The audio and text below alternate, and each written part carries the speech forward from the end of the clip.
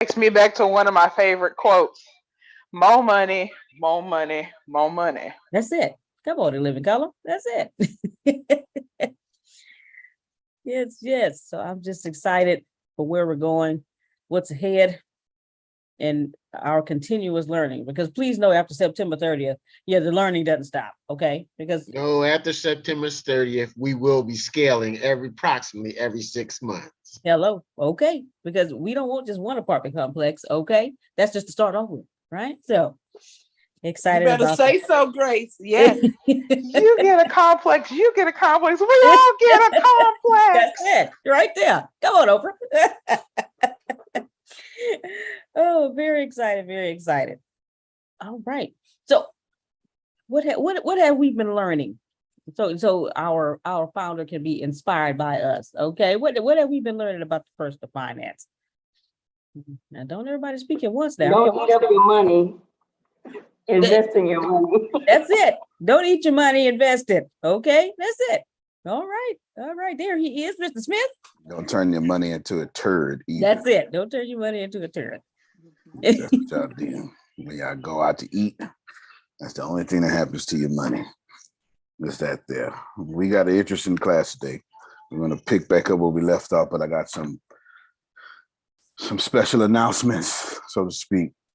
Antonio's marketing, shucks, I never know what to call it. What did I call it yesterday, Grace? Yesterday, it was called, hold on, bringing my notes back up. Where'd it go? Simplify and multiply. No. The blessing that they need. Click the Stripe link and look up there. I am. That's what I'm about to do. Yes, click the Stripe link and look up there. Antonio something. I don't know what it is. Marketing mastermind, marketing masterclass. There you go. Antonio's small business marketing masterclass, because Deanna and Grace clearly couldn't help me just now. Antonio's small business classes include everything.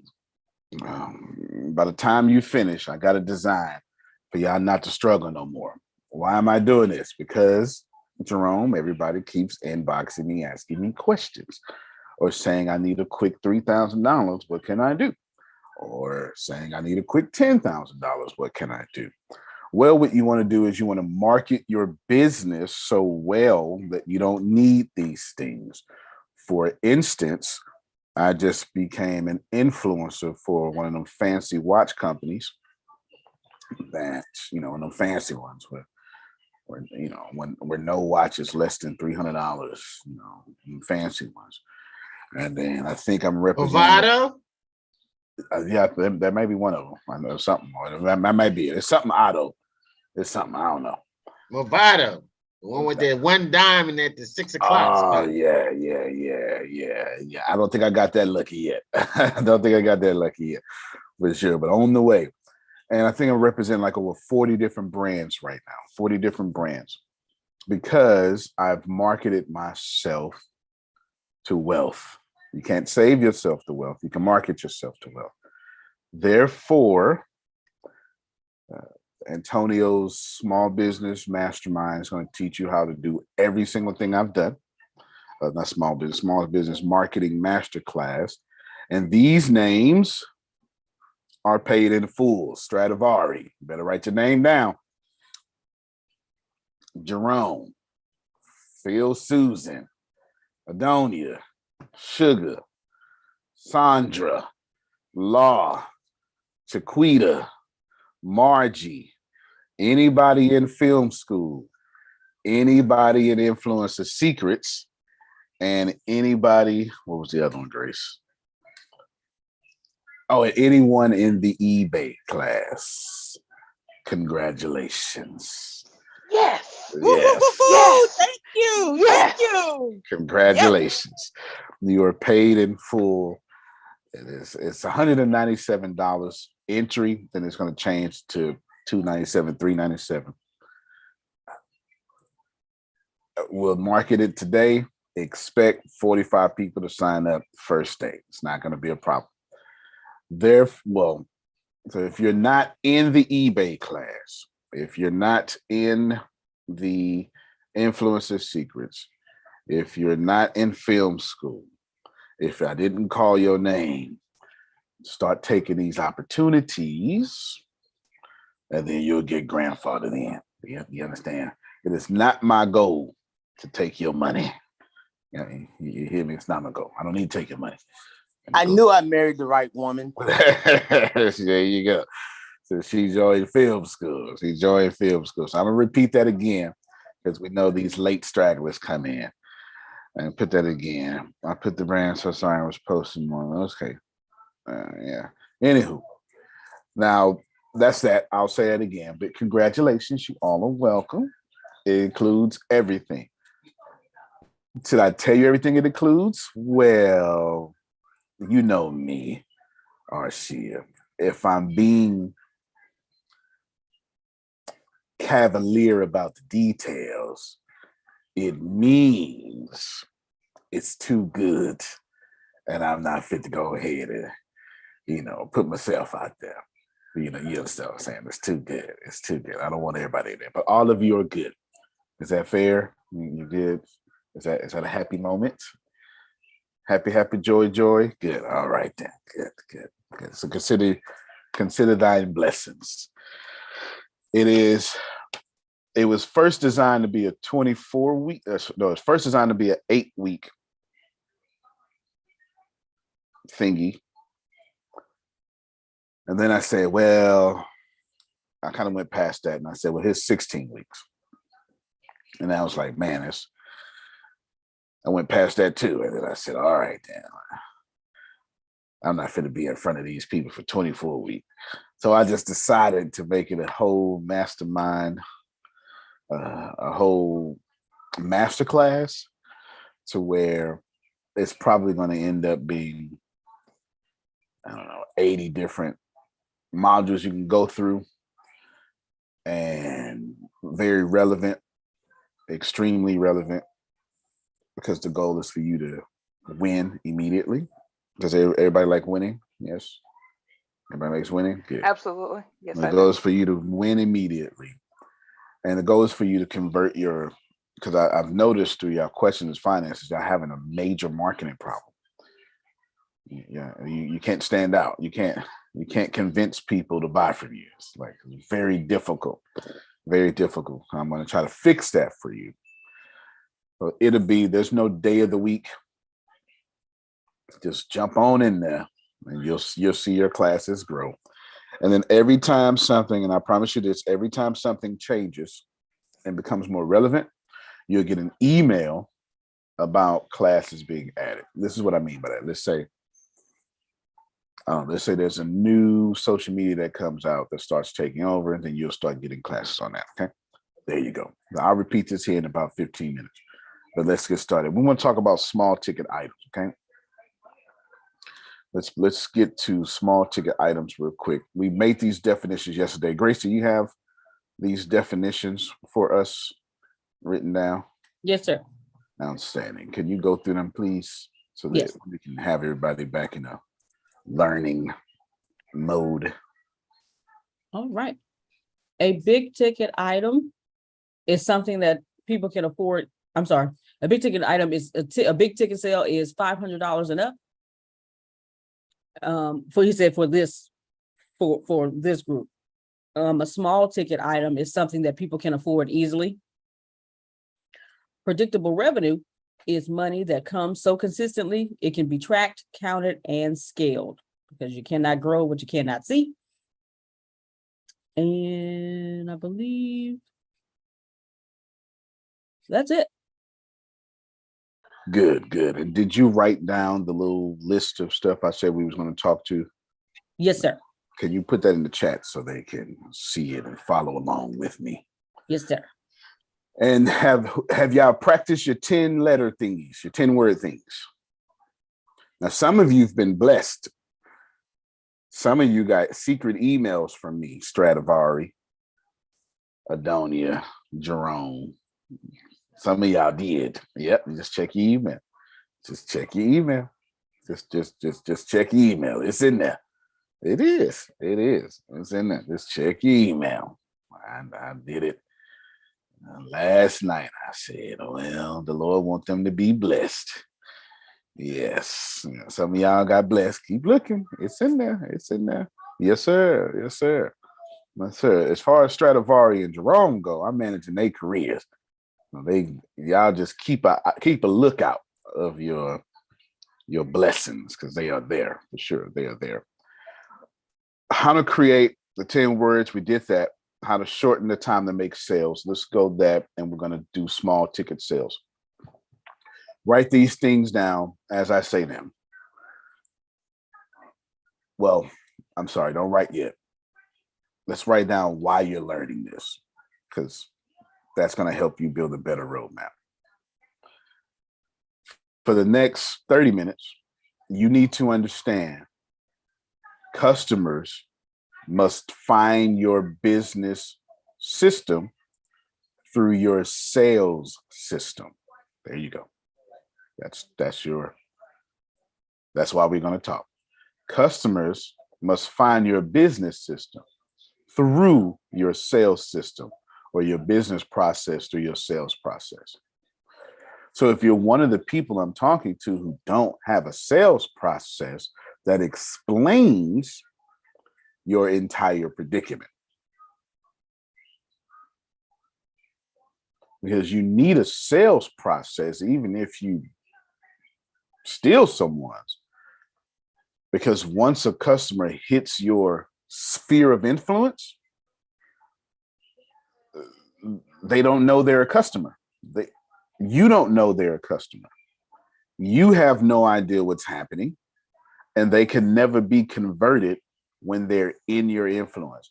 If a customer hits your cold market sphere of influence and you have no process, you can never turn them in the warm market to hot market to repeat customer. This is most of y'all problem. Some of you have a business system with no sales process. So you know what to do once you're going to get a customer. Who knows what to do once somebody buys your book? Who knows what to do? Or something like that. Give me a thought. Give me some feedback here. Who has a clear mind? I don't know exactly what I'm going to do, but I know for sure when I get one, I'm going to take good care of them. Who is this person? Okay, Adonia got her hand up. Jerome was laughing. Me. Okay, good. This is good. So you can see, you can know what to do.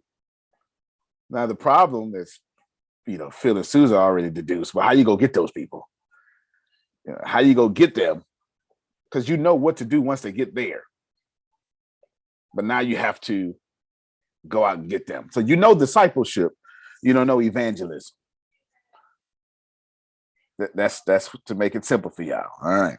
Your business is set up to make good disciples once they're in, but it's not set up to convert the lost. And remember, anybody not in your business is lost. They are confused, bamboozled. They on their way to hell because they not buying from you. Shame on them. That's it. Shame on these sinners, heathens, barbarians for not buying from you, the one true chosen company. So this is why we feel get ready to talk about all this, because you know what to do to make them a better person. But you may be struggling in figuring out how to tell them, like Adonia was saying yesterday, which was brilliant. I don't want to just tell people, that they broken, but they are broken. So she's having a struggle between going up to broken people and say, you suck. And then say, but I know what to do with you. She know people don't want to hear that. So what are the words do you say and what is the process you say? How do you figure out these things? Now, write this down. The path to you needs to be as easy as a moth being attracted to a flame. The path to you needs to be as easy as a moth attracted to a flame. Mosquitoes attracted to your skin. That needs to be an easy path. Most of y'all don't have an easy path because just like Adonia, you like your private life. Come on now, don't fool me now. Or Grace, you don't go nowhere. Or Yolanda at work all day. You got to have an easy path. And what's the easiest way to have an easy path? Small ticket items and free items. See? Making sense? Making sense? I had built two things. I sent one of y'all, it doesn't matter who it is. I had built two things years ago. And I was going through my laptop and I was like, hold on, I got distracted by somebody checking my credit. I don't know what Ken got Greg doing. It got distracted the hell out of me though. It distracted me. Hey, what's going on with your credit? Oh no, it's fine. It's fine. It's something me and Ken doing. I mean, it just distracted me. Okay. Yeah, this alert just came out. It distracted me. It distracted me. I thought that was over. I thought that process was over. I forgot where I was. Where was I, Grace? The damn Experian alert that's came in. They the worst. They the worst too. Small ticket items and free items are the easiest way to have an easy path. You gotta have an easy path. How? What if your church had a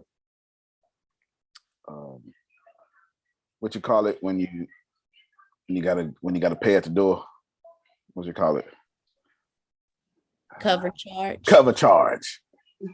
What if it was a cover charge at the church?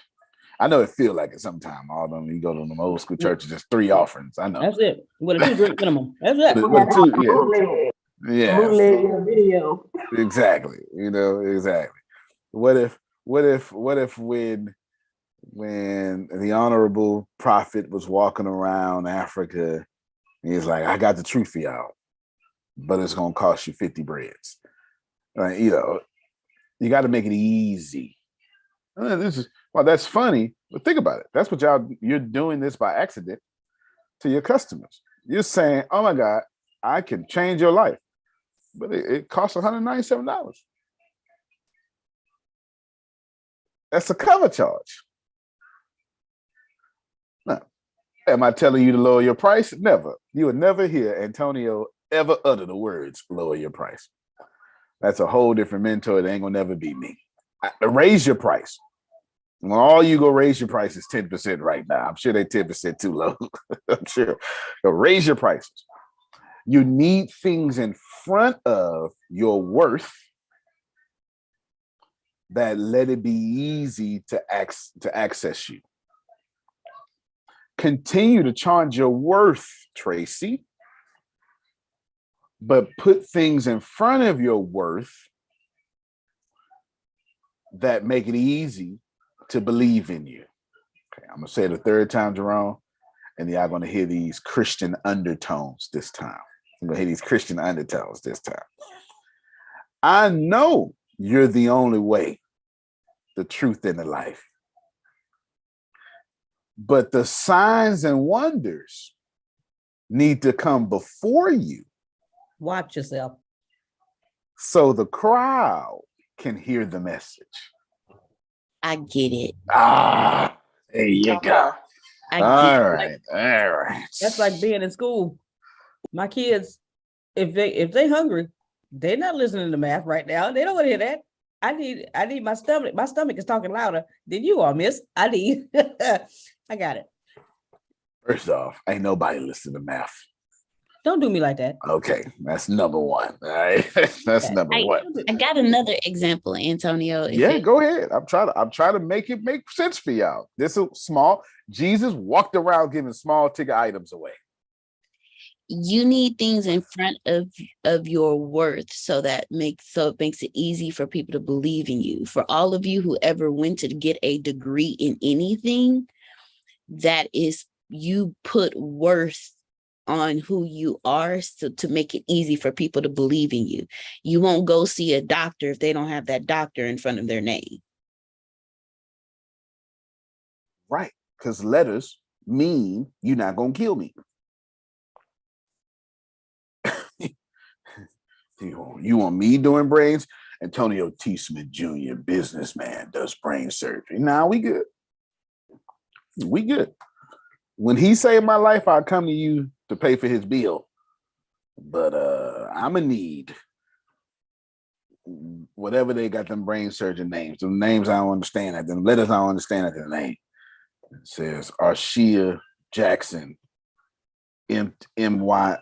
MD, PhD, FCS. Yes. All them. Yeah, I need all them. LMNOP. Yeah, I need all them names out there. I feel safe with all them letters after your name. You get it. Yeah. I don't need Donald Trump, the billionaire. That. Wait a minute. You got a whole different expertise. I can't let you give me liposuction today. I need something else. Imagine men going to get what we call it when you neuter men. It's called something. It's not neuter. What you call Vasectomy. it? There you go. Vasectomy. There you go. Well, this is basically neutering, but there you go. What happens? I don't know if you understand the neutering process. We got to sit up, spread our legs, and snip. Just imagine going to somebody makes 6 figures. That's all they do. They just drop ship e-commerce. All right, well, Jerome, if you can just sit up and that path to them is not too easy. All y'all sacred texts have the same wonderful story. Somebody went around folk who couldn't afford what they were actually selling, no disrespect. So they gave small ticket items away for free and some a little bit for sale to then get to the salvation they couldn't afford, that they didn't deserve, that wasn't theirs to receive, certainly wasn't theirs to give.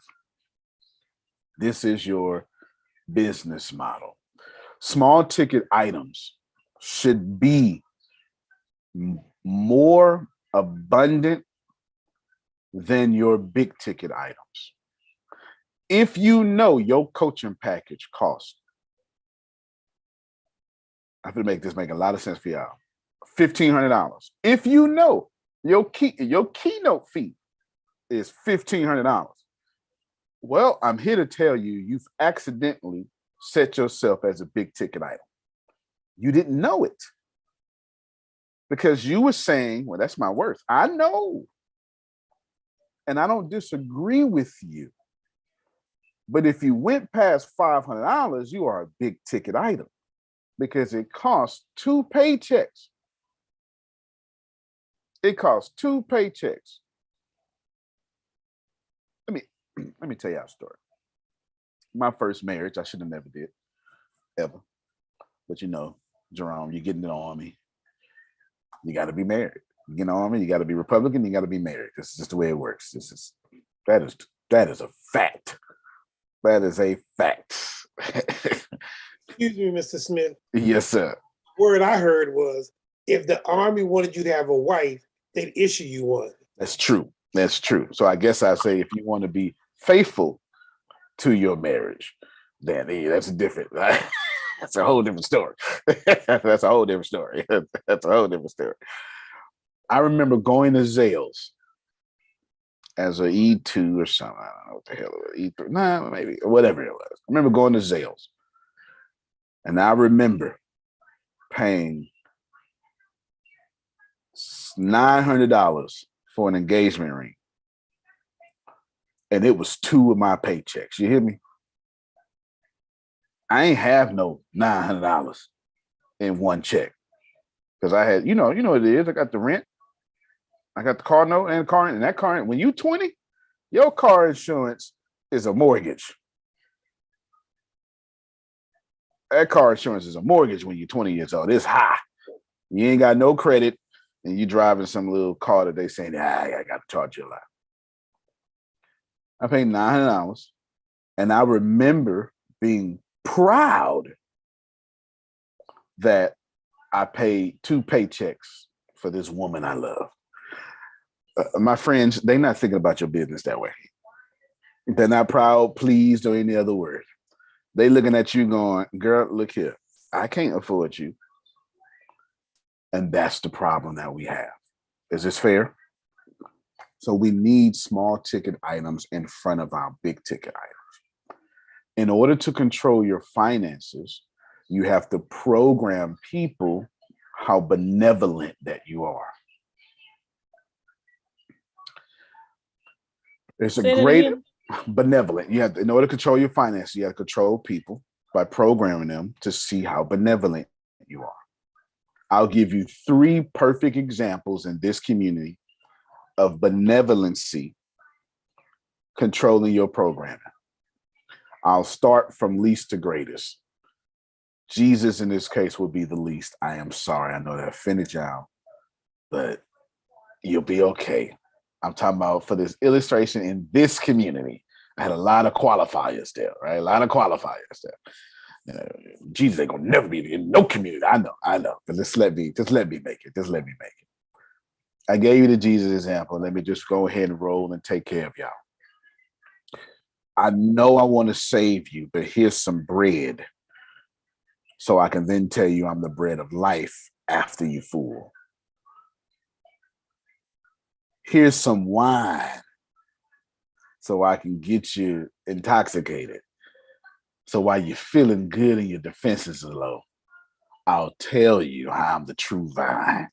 Things like that. One example. A second example for this community, this is the second greatest, is Antonio. Antonio says, hey, everybody, here's this. Get it for free. Or, hey, you just bought this not too long ago. Say less. This is yours too. Don't even worry about it. Don't even worry about it. That's programming you for benevolence. So you buy the next thing 8 months from now.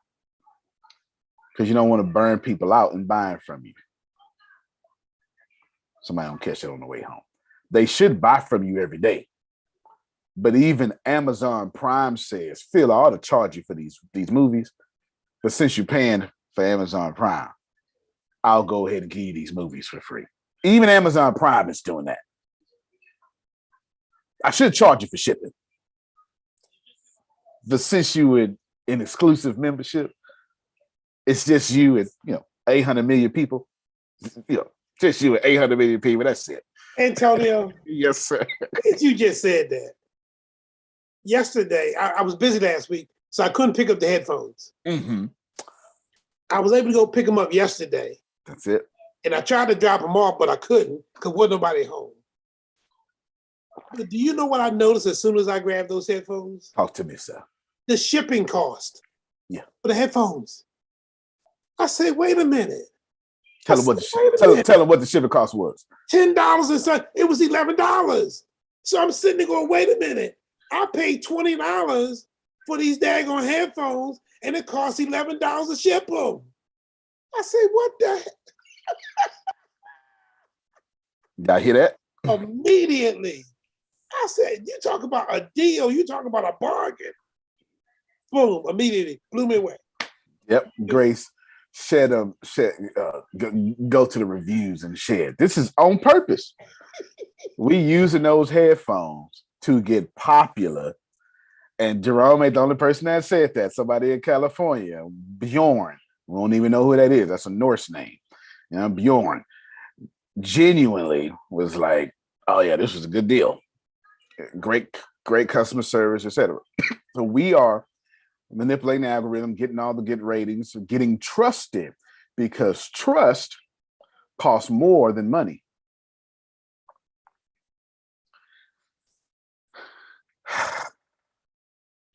I wish I had Kim on the phone right now. Okay.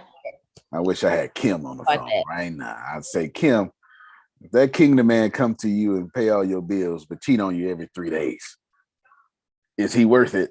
And you know, but can we keep it real with me? You understand? Heck no. So in other words, you're saying you lose a little bit in the front, but you gain more on the back. Mm-hmm. Amateurs focus on money on the front end. The wealthy focus on the back end. We doing. So there's some other ratings. I have no idea what I don't even know. I barely know how to use it, but there's ratings. They got, you know, they're giving us a star. You can stop it, Grace. They're giving us the 5-star ratings. That's what we want. Ken gave us 210 headphones. I think I owe him $210 right now, right, Grace? What is it right now? 240. 240. Oh, Ken, $240 right now. So sometime in the next, when payroll stops, he'll get a $240 at minimum $240 check. My profit is ate up in the shipping. Ken said, he said this. Ken said, well, I want you to at least make $5. You know, just go ahead. And I was like, you right. But then I thought about it. What I really wanted some green little positive reviews. Because it's a lot easier to pass $5,000 around quickly when that store is trusted.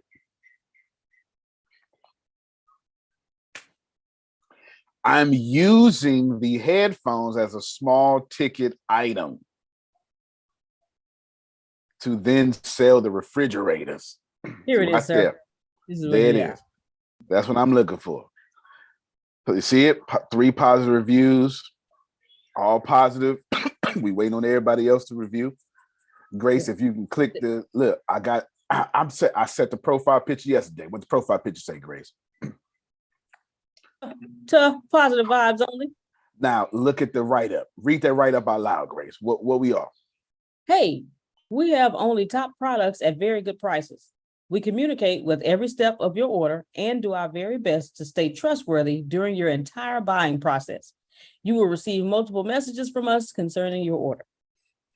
Up front, Antonio is saying, we not a scam. We not a scam. We not a scam. We not a scam. We not a scam.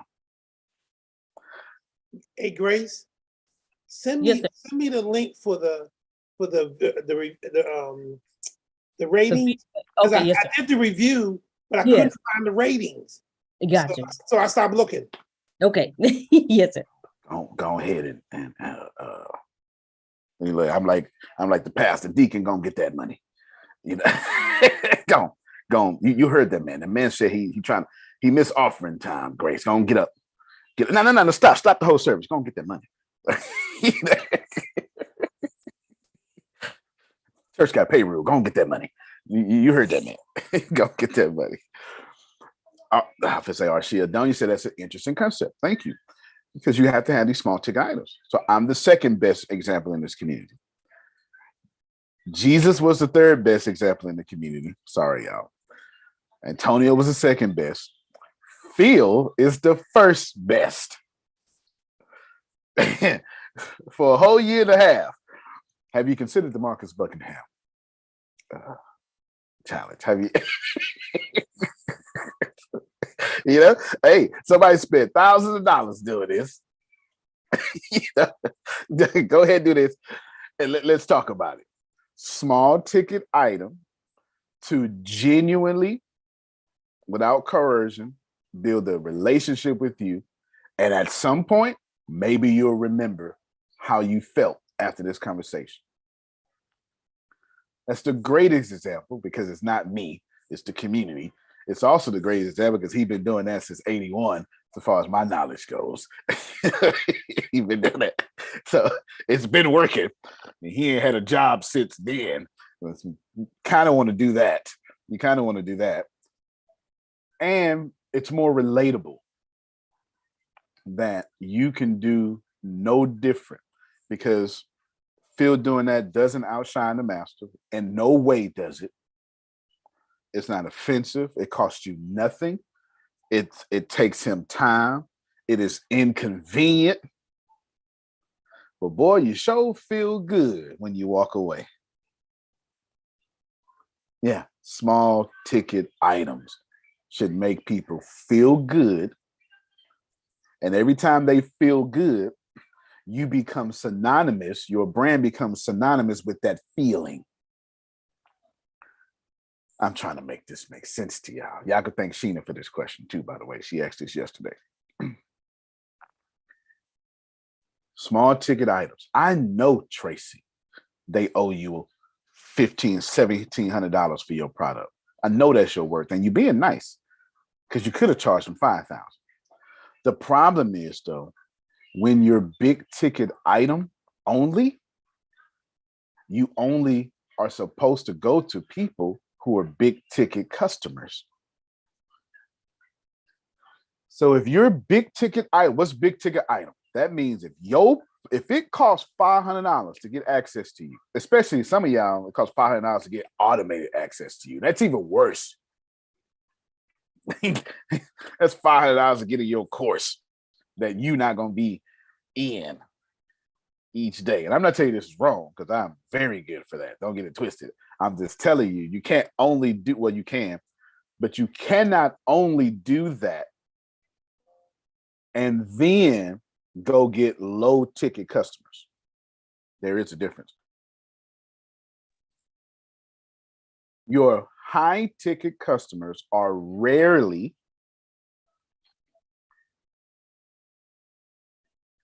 they're rarely in your social media likes. I'm trying to help y'all. High ticket customers typically show up in comments and messages. They've watched your video for a while or whatever that may be, and they comment. And when you see people comment over and over, they're separating themselves. I have no idea why Grace ain't had a one-on-one call with this lady named Gail that keep commenting on her videos. She hasn't sent me her number yet. I've been trying to contact her through email and Messenger. It's time to send her a free gift, though, ain't it? Yes, send her a free gift that make her to put her number in there. Well, ain't I a stinker? Okay. Send her the headphones, Grace. Got it. Now, you send her the headphones. She got to put her name, her address, all that in there. So you pay $20 to get a customer. That's just fine. Hell, it costs $300 for some customers. It is. It does. But you start thinking about customer lifetime value. How long is this customer going to be with the Good Witch? And if the answer is a year, okay, how much money would they pay in a year? And you say, well, in a year, on the path they're on, they're going to pay at least $1,700. But then spend the damn $20. It's not that hard. When you think about customer lifetime value, and this customer over a year is going to give you $1,800, $3,500, and you don't want to spend $20 to send a pair of headphones, you don't deserve to be in business. Because you got to spend $20 on marketing anyway. Why not turn your marketing into gifts to people that have the potential to be high ticket items, high ticket customers? Now let's back up so we can get everybody on the same page. Antonio, what have you said so far? I'm having a financial conversation. I'm doing my hardest job to stay away too much of the business model. The financial conversation is, I want my high ticket items, run me my money so I never have a problem again. But if you haven't mastered going to get high ticket customers, then you're more than likely 90% chance advertising to low ticket customers. Therefore, your oil and water, it's not working out for you. And your bank account shows that. The way to fix that is to have small ticket items that make people feel good about your brand and you give them enough small ticket items, they will eventually come to the realization that you're the only one giving them real value. And then they will come and buy from you. And everybody in this community is like that. Every last one of y'all have gotten some small ticket thing from me. Now, all my small ticket thing are actually high-end things that I put on the front end. So all my small ticket things are things that should have cost thousands, because I don't believe in dropping price and quality. That's just something I stand firmly against. And esoterically, I shouldn't be against anything, but I can't get with that sell the sizzle, not the steak. That offends me and my sensibilities. That was fine before the internet. I was just fine with that before the internet. But now I don't have to get your coaching when I could just log on and see someone coaching. There's only 2 people that coach. You get the point. I got options. The internet gives me options. I saw your hand, Deanna. Give me 1 second. The internet gives me options, and I could just option over you. So selling the sizzle and not the steak doesn't work anymore.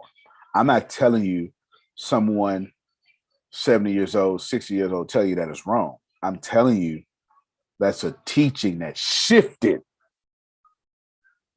in this new value-based economy. And we've never, as a complete society, as a consumer-based society, we've never been in a value-based economy until here recently, until Web 2.0. We've been in a consumer-based economy, all sorts of based economy. Now we're in a value-based economy. If you're not giving me value, if your website take too long to load, I'm out of there. I will go find value somewhere else. We have no, and people, Jerome age, get on us about not staying at a job for 40 years. It don't work that day. They don't even want me at a job for 40 years no more. It costs too much. It's a whole different time. You know how many 2% pay raises they had to give me in 40 years? You know what my salary is going to be? You know, they do that every 6 months. They give you that 2% pay raise, right? Something like that. Every 6 months you get the lead evaluation. Yeah, that's 80 pay raises. Ain't nobody finna let me get no 80 pay raises. Nobody coming to see you, Otis. It's not happening. It's not happening. It's not happening. Small ticket items walk you to this benevolency. Okay, I'm gonna put a pin in there. We'll come back to it. Go ahead, Deanna. And I got a question in the chat. When it comes to the free items for someone like myself, Sheena, Adonia, who else did you say it was? Jaquita. All you metaphysical healers and stuff like that. Yeah. What does that look like? Well, you just asked the same question that Renee just asked me privately in chat. Let me see, make sure I got your question right, though. You're saying, what is an example of a small ticket item that I can give away? Or a free item. Well, it's free and for sale. It's both and. We call them, it's a technical term for that is free and freemium. Free and freemium are the technical terms there. Freemium means it has little price, but it's so cheap, that it's like 99 cents or $1.99. Yeah. It could go up to $20. You know what I'm saying? Go up to $20. Like me giving those grants away for $99, that's a freemium. So it's a low ticket item too. Let me see if Sheena got the same energy of the question right here. Go ahead, Sheena. I was gonna respond to Deanna. Like for me, like when you log into, like if you sign up for my email list, your welcome email comes with a gift. Like it comes with a virtual gift. It comes with a lunar calendar or a journal or something that's virtual that you can just download. Or like a spiritual ebook, or for you like a health ebook or something like that. Just something that you could create real quick, something that you could do on Canva, and they love that type of stuff. No doubt, 100% correct. No, it's not, but 100% correct. But I got to address that for everybody else. But how you get them to sign up for your email list, though? You get what I'm saying? Like that's the front part. She's got some pretty girl privilege, and plus she's got a bunch of things she's been putting out there for a while. What happens when you first starting off and you can't get people to sign up? So she's absolutely correct with no correction. But for those of you who don't have the option, like you've been trying to get people to sign up for your email. Who's been trying to get people to sign up for your email list? Ain't nobody ever signed up. Who's been trying to grow your list? Don't lie to me now. Come on now. Because I've been doing this a long time. I haven't tried, so I ain't even gonna lie. Yeah, I haven't tried either. Who's been trying to get customers and it ain't really worked out for your company? I know I've been trying to get customers. Thank you so much. I could use more. Well, fair enough, right? Fair enough. I just need to be stable, even more stable. I think that's every entrepreneur's desire. Yeah, what you need more, Phil? More customers. When you get more customers, what else you need? Well, more higher paying customers, right? There's always going to be more customers, that's for sure. Adonia asks, how about an ebook tip sheet? Absolutely. All these things are great. Ebooks and tip sheets work phenomenally. They are phenomenal, especially ebooks, because they have no real cost. Like you can write an ebook yourself, pretty it up, and then go to your whatever document you use and export as an EPUB or export as a PDF. You know what I'm saying? Like and that's it. And now it's an ebook. It's that simple. And it's an ebook. It's that simple. Especially when you export as a PDF, it's super simple. And that has no upfront cost to it. And that's a beautiful thing. How do I, to answer, like, what small tickets, Renee asked, what small ticket thing can I put out for business, for writing businesses? And Deanna's asked, what small ticket thing for all of us you brought up yesterday, like Queen Chi, the people who we are the brand and we do metaphysical things. And the answer is the same.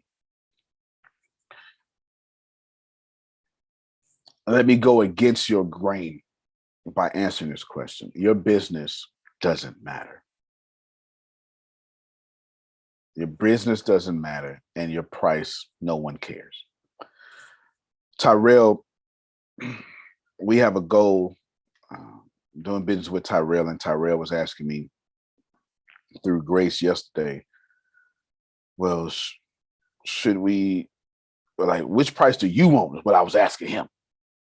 Forget discounts. Which price do you want to sell it at? Because I understand price is never the problem. Premium.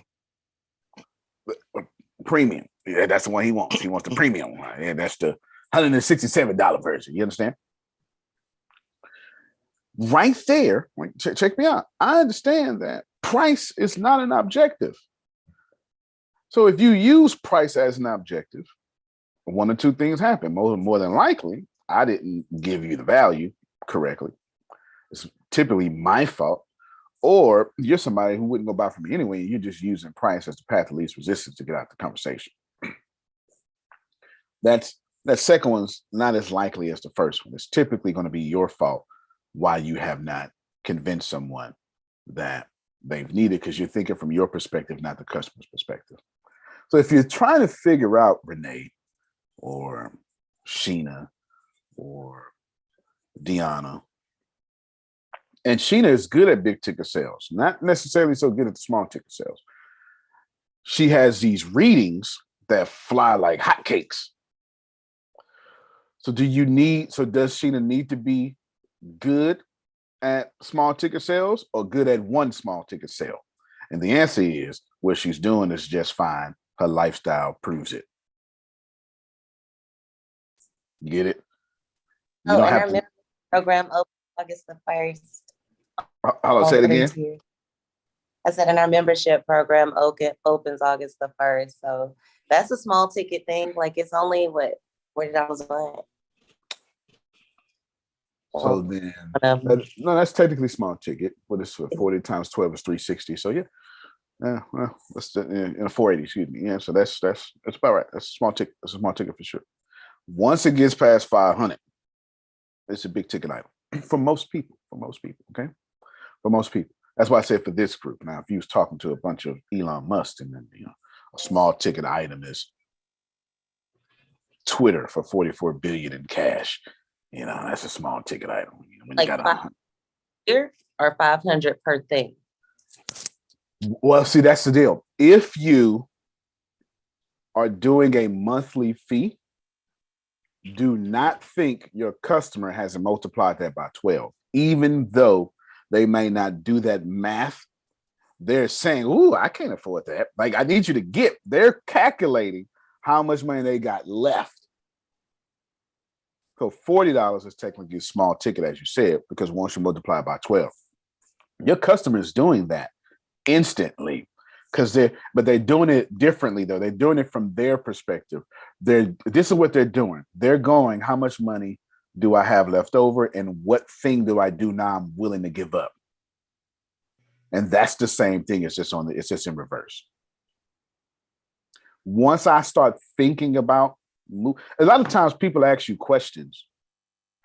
Don't you? A lot of times people ask you questions about, and you'll think they're when the customers are asking a lot of questions, they're not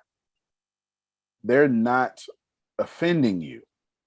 They're not even trying to get the answers. What they're trying to do is justify, because they said in their head, this may work. But now I got questions to see how I can fit what you're talking about in my current lifestyle with my current needs and my current problems. That's what they're really doing.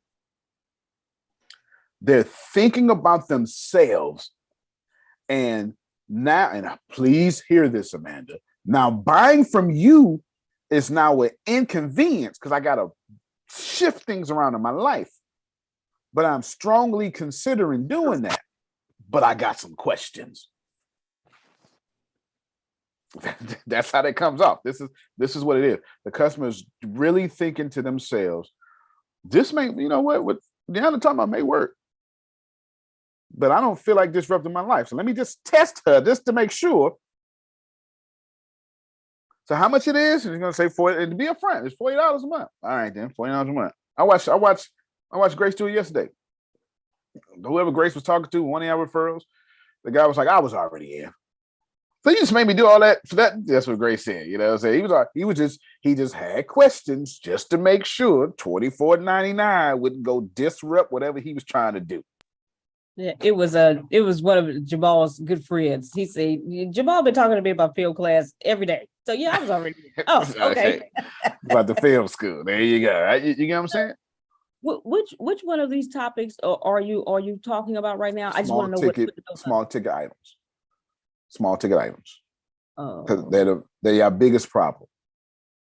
Okay. Now, is it how to have a small ticket sale introduce that big ticket sale, or how to sell 20 small ticket sales a week? I'm doing all of them at one time. Oh, okay. Yep. All of them at one time. Showliz. Showliz is spelled SHOLIZ. Showliz.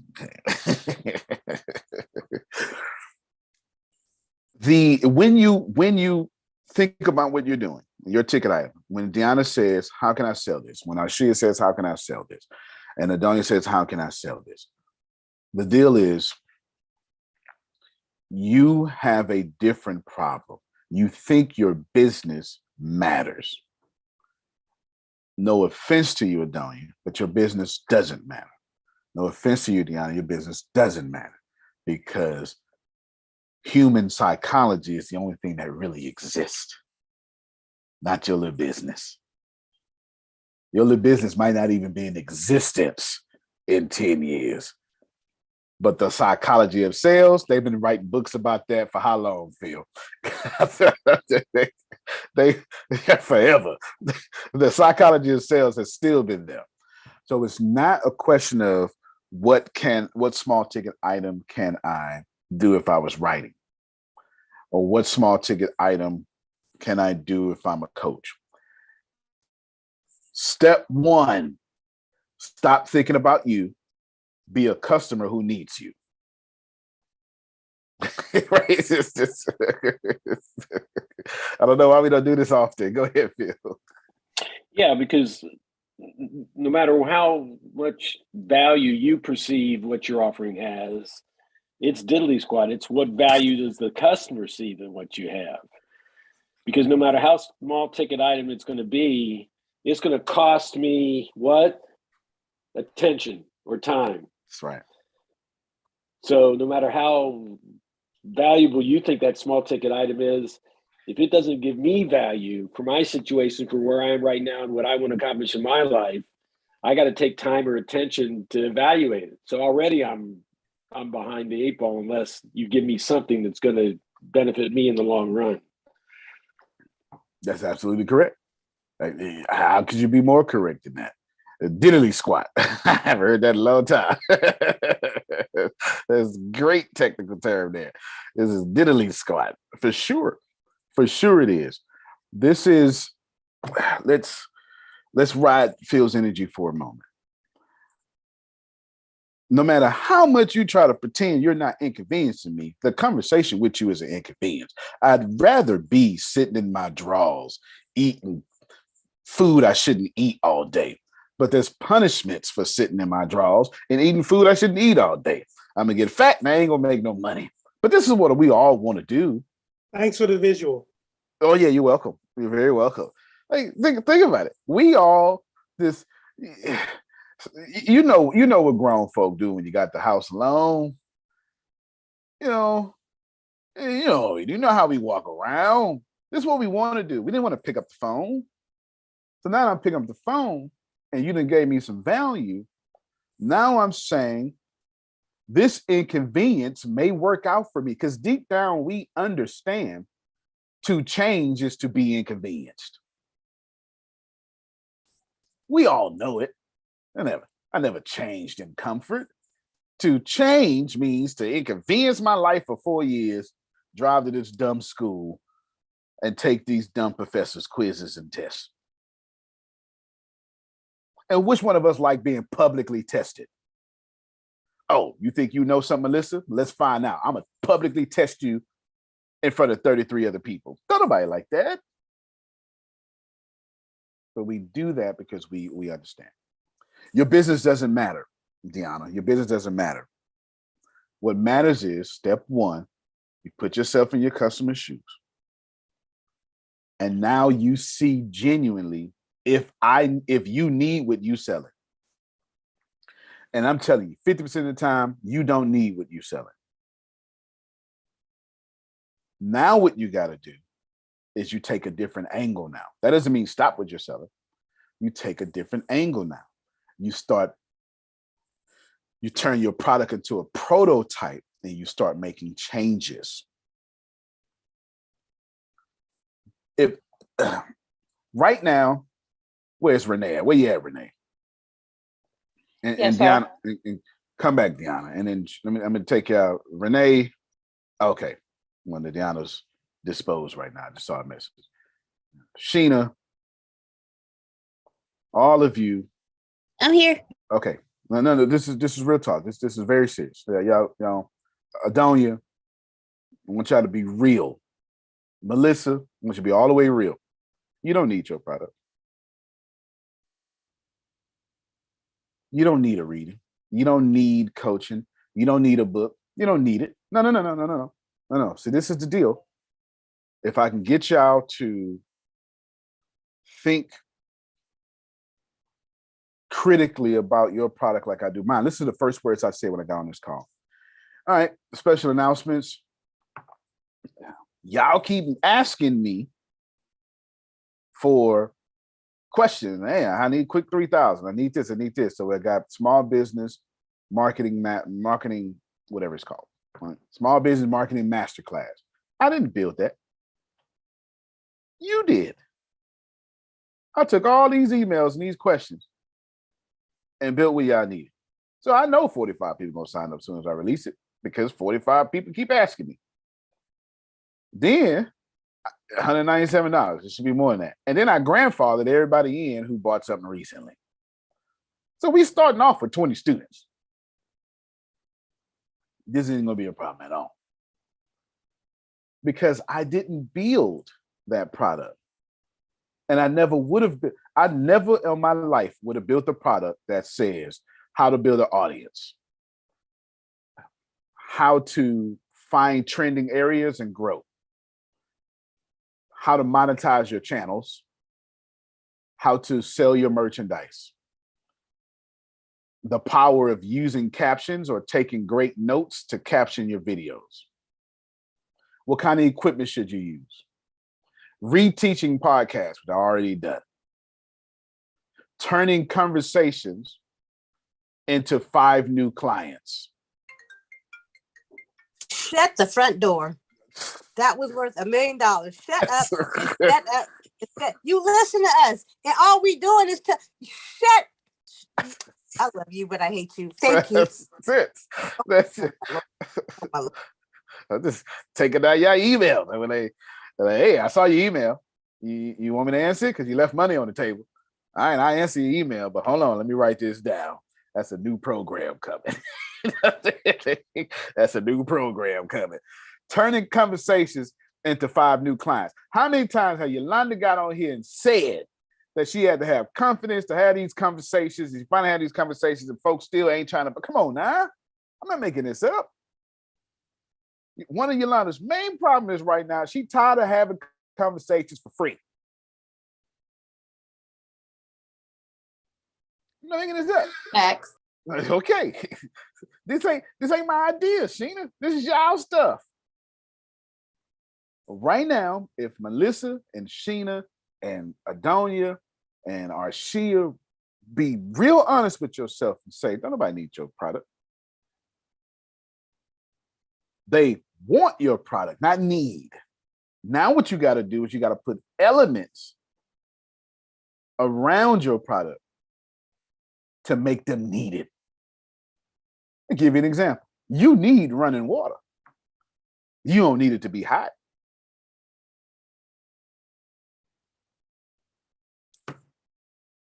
I dare you go to a different country and see if you fit to take that hour hot long shower. Hardest adjustment. Hardest adjustments, what she said. You better get used to these cold showers. I know you need lights. You don't need 100-watt light bulbs. You just need enough light to see some critters. I don't know why y'all think everybody walking around here with well lit up studios. That's an American thing y'all got going on. You know, everybody down here got the little ring light and the lights and this and this. If you buy a 60-watt light bulb, it must be romantic or some sort of something or something, you know. And y'all know when y'all do your makeup in the bathroom, you got some big old bulbs. There's 5 of them across the thing. Them like 200-watt light bulbs. When they cut off, they still burn. You know what I'm talking about. You know what I'm talking about. You can see the back of your head clearly when you turn around and you can see, you know, all that stuff. That ain't how it work. That's an American thing. You just need lights. You don't need 200-watt light bulbs. But just because your product fits the description don't mean you actually need writing, Renee. Why would I need writing when I could just do a live video? So now what you got to do, Renee, is you got to put the needs.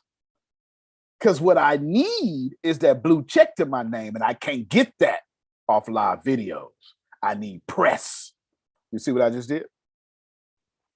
So now Renee starts writing free content, freemium content, $10 an article, articles to get people on blogs and to get people in journals and etc.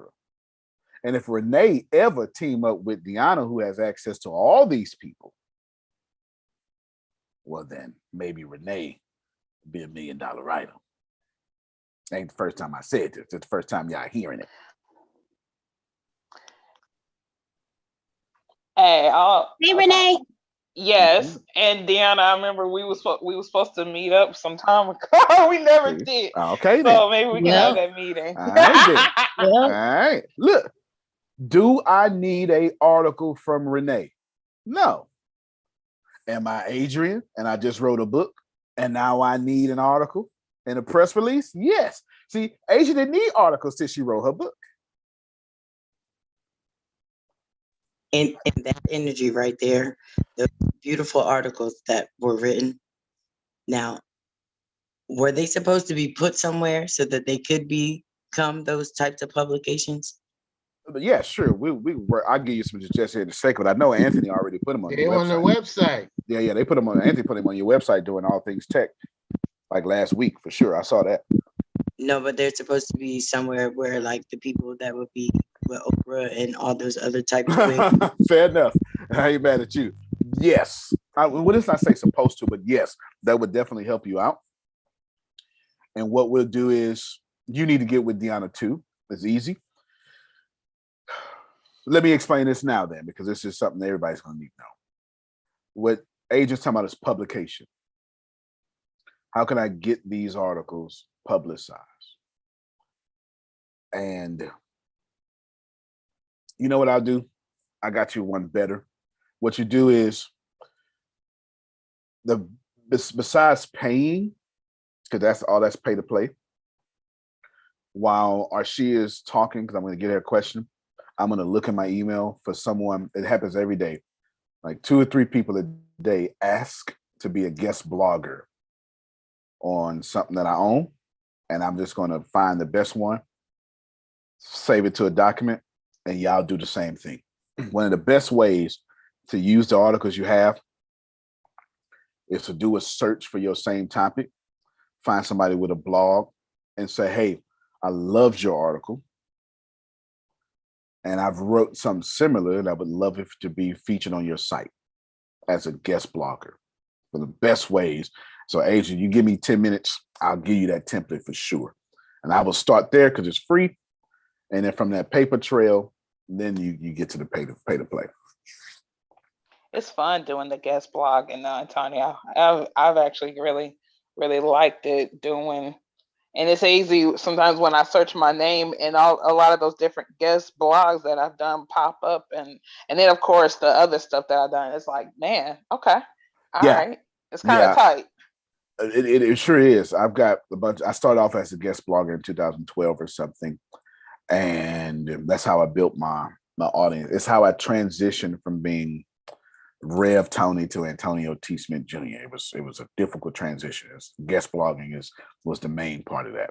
Reason I suggest that, because you can pay for a Yahoo Finance article $679 or something, but you're famous for 15 seconds. That has no lasting effect. But if you're a guest, if you take a series of steps, it's much easier to sustain that success. Antonio has taken these series of success. That's why everybody shows up to my private organizations. My friends SBE don't understand why. Well, they do understand now because they're behind the scenes. Well, I don't care about social media. I'm just pulling people off social media and bringing you here. And my platforms. Forget Mark Zuckerberg. He paid already. Run me my money. Let me finish answering this question and get you our sheet. Your business doesn't matter. Your business is not needed. I know Melissa's going, yes, it is, but it's not. And I know Deanna's like, yes, it is, but it's not. Don't nobody need no herbal remedies. Now, I know you can make an argument and say, yes, they do. No, they don't. They need running water. They need bread. Everything else must be sold.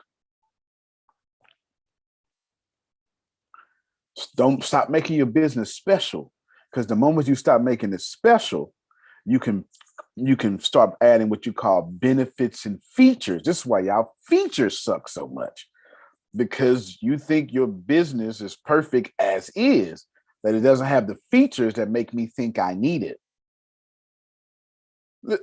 Did you hear what Adonia, she said, man, shut the front door?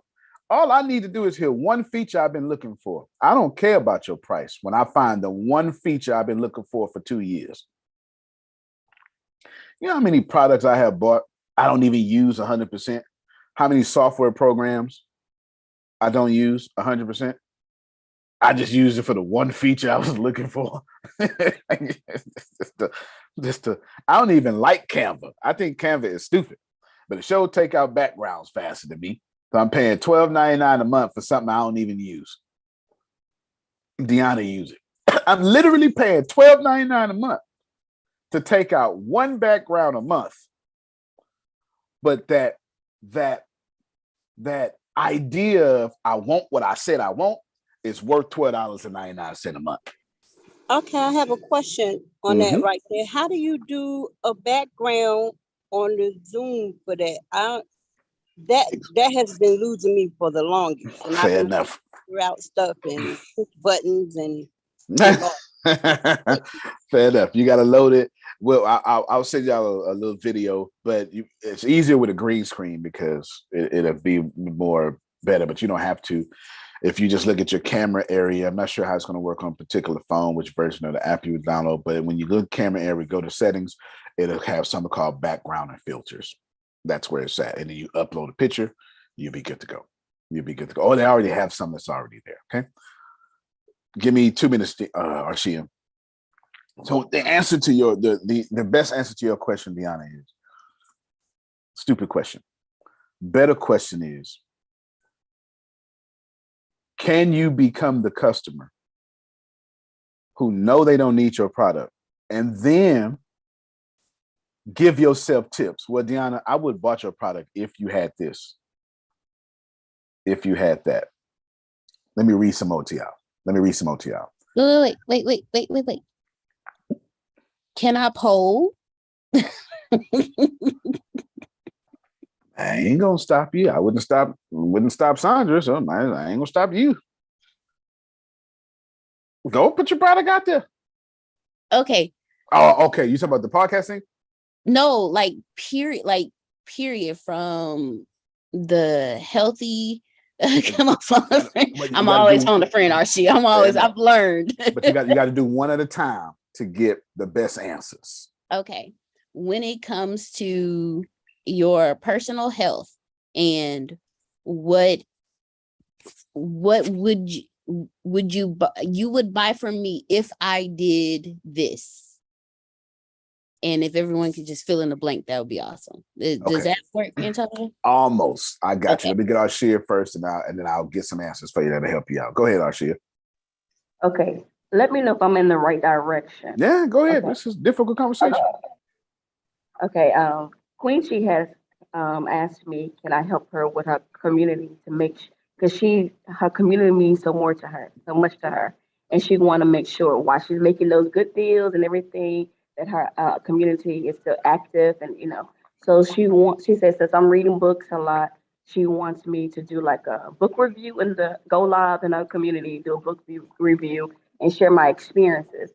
So that's why I was like, okay, give me a moment. So I answered her and I said, okay, how can I be aligned with her and my community? So I decided, I told her, can I get access to her community by going live? Well, okay, with StreamYard, right? I can have access to her account. So when I go live on my business platform, my my group page, her group page, and then also my YouTube.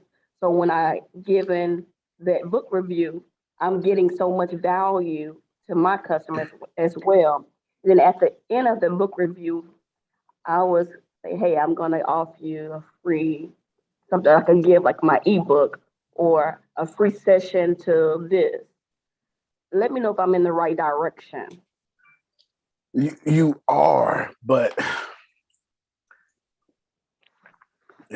I'm disturbed a little bit. But you are in the right direction. You're in the right direction because you're moving 100%, and I really like that.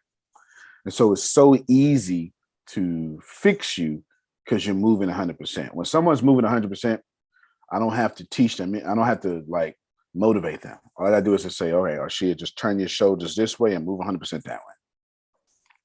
Let me turn your shoulders. In your position, it ain't about you.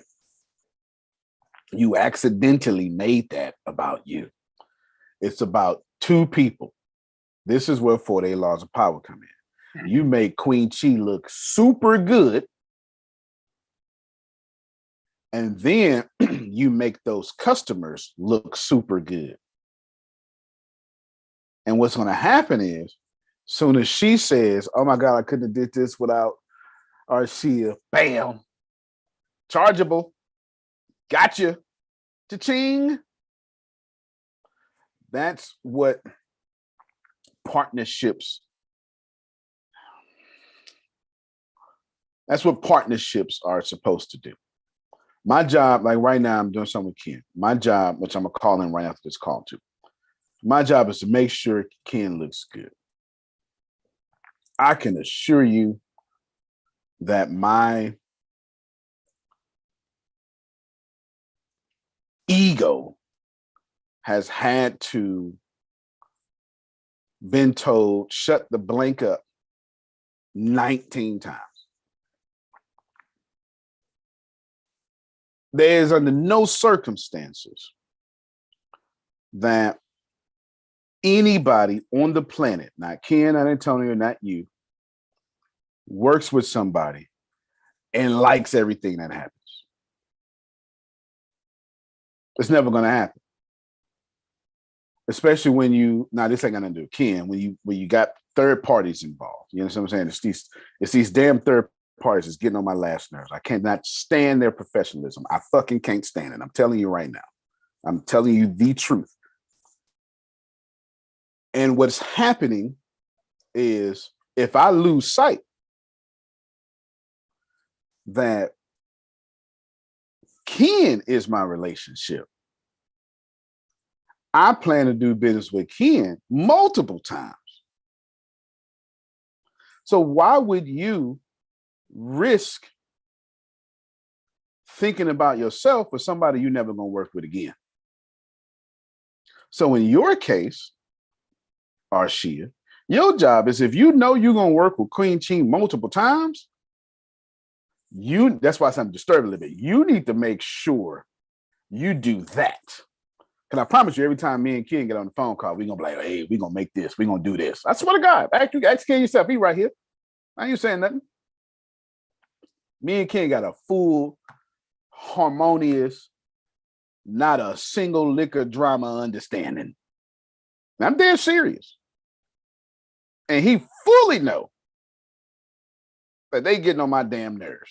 He know it. I already told him. I'm not telling y'all nothing I ain't told him. Me and Ken, straight shooters. But Ken is the goal. Phil is the goal.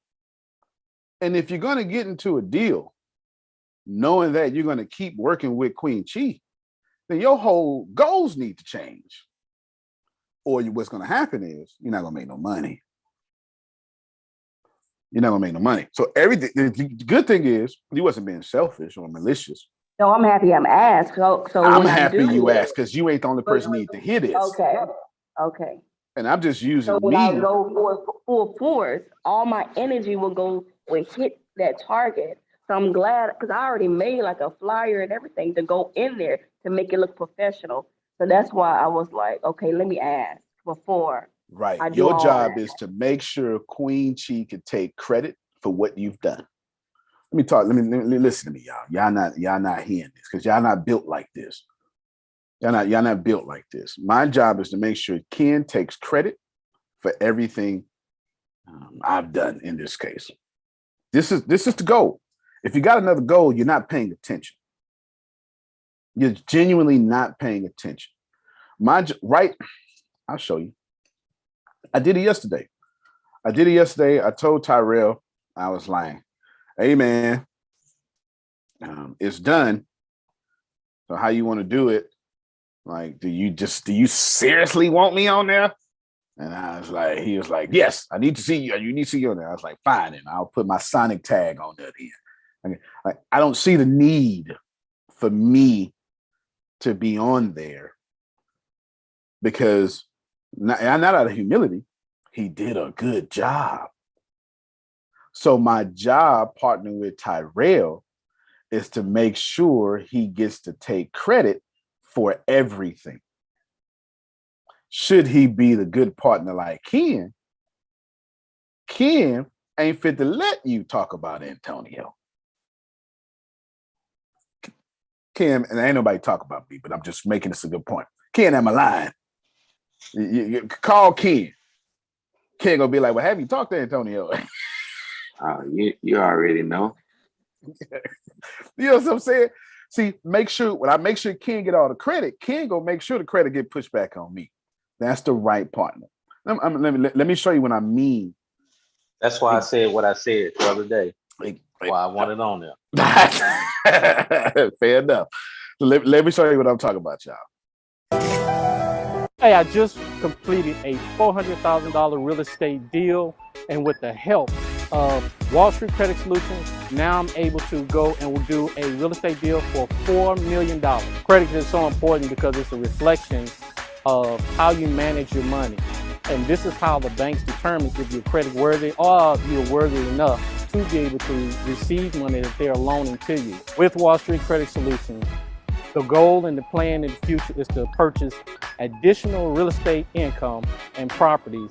That way, the investment of that can make more money. So then we are able to not only obtain the properties and things of that nature, but also to be able to give back to the community that needs and to teach people how important it is to invest in real estate.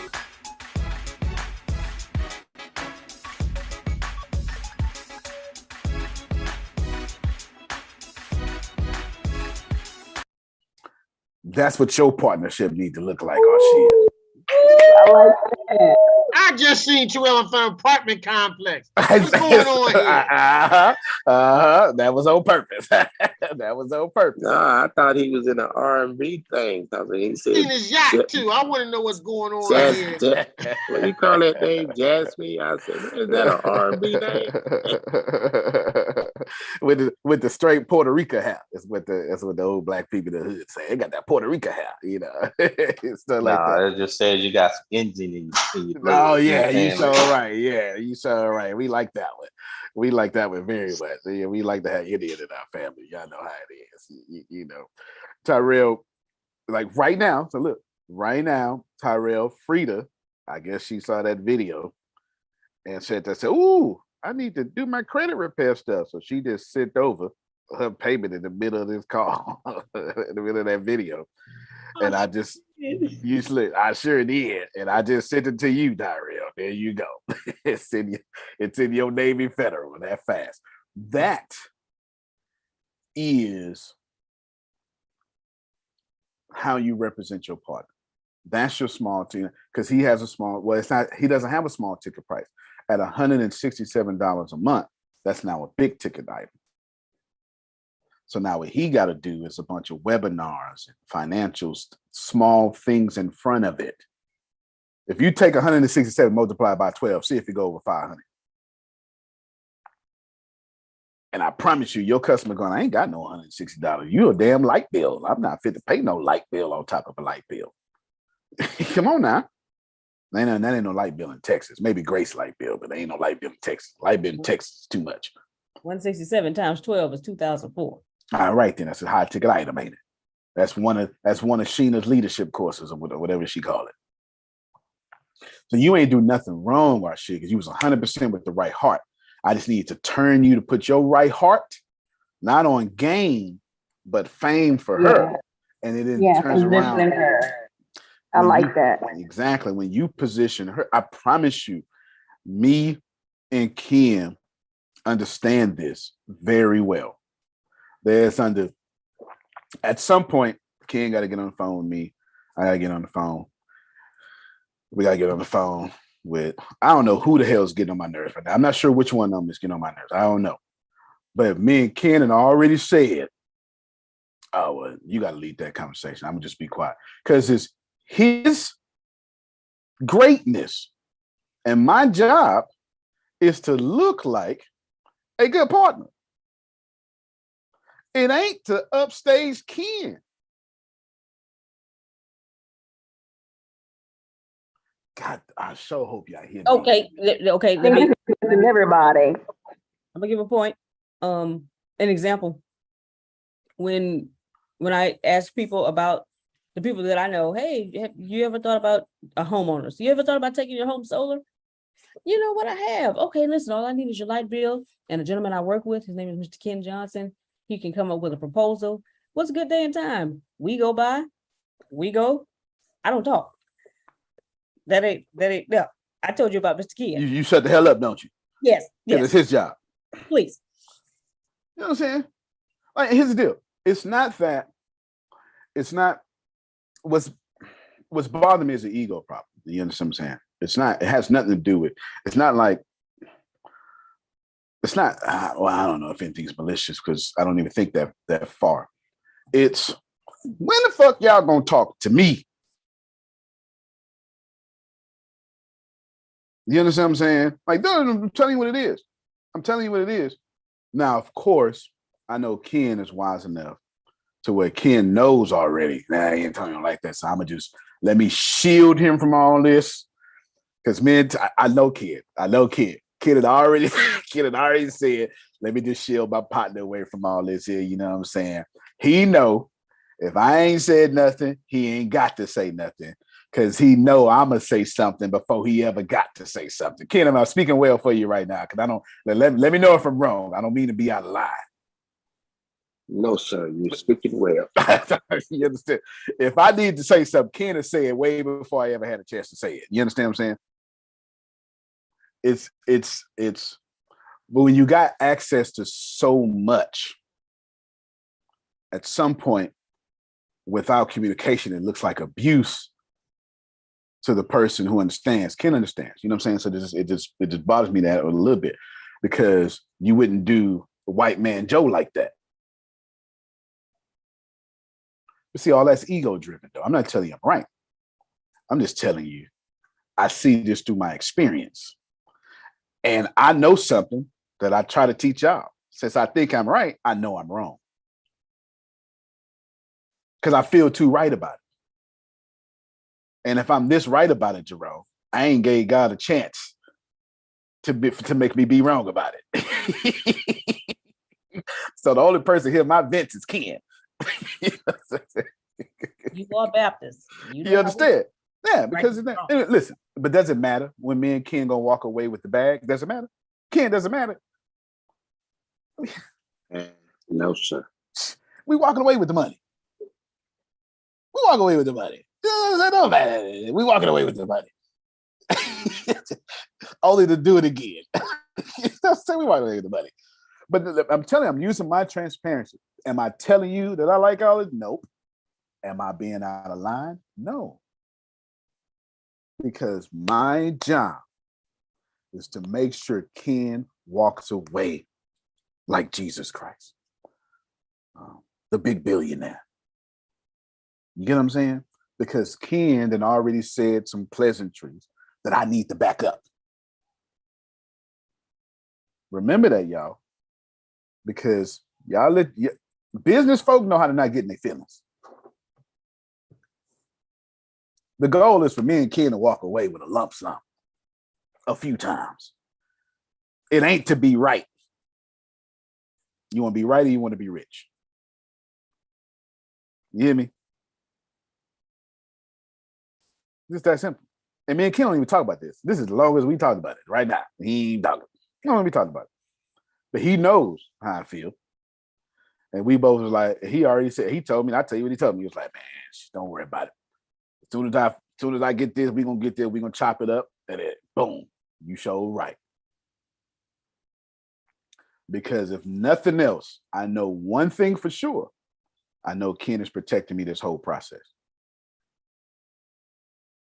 You don't pay somebody with integrity back with being an asshole. Some of y'all need to hear that. Okay, come on, Yolanda. I had a question because, like, for starting off, like, I don't have like a partnership with anybody, but if you like, what would be the best way to like put other people out there, especially like if they're a guest on your show or anything like that, to put, Gotcha. It's the same concept. It's the same concept. Oh, okay, Tyrell, appreciate you. It's the same concept. Yolanda, you asked a question that's blessing everybody because Adrian is sitting right in the middle of this. But Adrian is actually doing the answer. Adrian started off with nothing. Now, I don't mean like nothing in life. She just pivoted a few years ago. And when you pivot, You know, Adrian, the kind of person God tell her to walk away. Well, that's what the hell Adrian do. You know, Adrian walk away and like, Lord, I know I'm good. You know, stuff like that. So she pivoted to a new field with no friends in this field, no connections. And now she know millionaires, billionaires in the field. She been knowing them, but now she know them. You know what I'm saying? And now she got this going on. How? Adrian is your answer, Yolanda. Let me tell you what Adrian do. This community would be nothing without Adrian. If you're somebody that's starting off and you're trying to get more interviews, more clients, more, bussa Adrian. First thing Adrian gonna do is, hold on, wait a minute. Let me tell you what Phil did for me. See, y'all not paying attention. Wait a minute. Antonio said, this is why. Wait a minute. Grace, I don't understand because you called me and girl, you. And Adrian has done that consistently for 2 years. Everybody say, man, Adrian's such a nice person. Yeah, cha-ching, that translates into money. And now everyone want to work with Adrian. Adrian got on Tyrell podcast for me. Shame on him. Shout out to Adrian, though. You know what I'm saying? You know, shout out to Adrian. You know what I'm saying? Shout out to Adrian. Now I'm acting like Gary V. I can't be on there until I'm episode 100 now. You know what I'm saying? Stuff like that. No, it's not like that. I just know way her personality is that she's gonna bring it out, and then like a concert. That episode was insane. Adrian is awesome. That episode was crazy. Y'all need to go listen to the fourth one. Something that okay. Something that you said, I thought, Terrell, you know, more than taught. And Antonio says that this is what we should do. Listen, I think every time I show up, you somewhere in the midst, bro. Because real recognize real. And like you said before, any and everything that I ever do, I got to give it back to y'all because I get life out of y'all boxes. I really do. Appreciate you, man. I appreciate you. Wow. Well, episode 5 is coming out on Thursday. That's with Ken, Misunderstood, you know, and Queen Kid. Now, you know, Kid is raw. Don't let Kid fool y'all. Kid he's raw on episode 5. He's raw.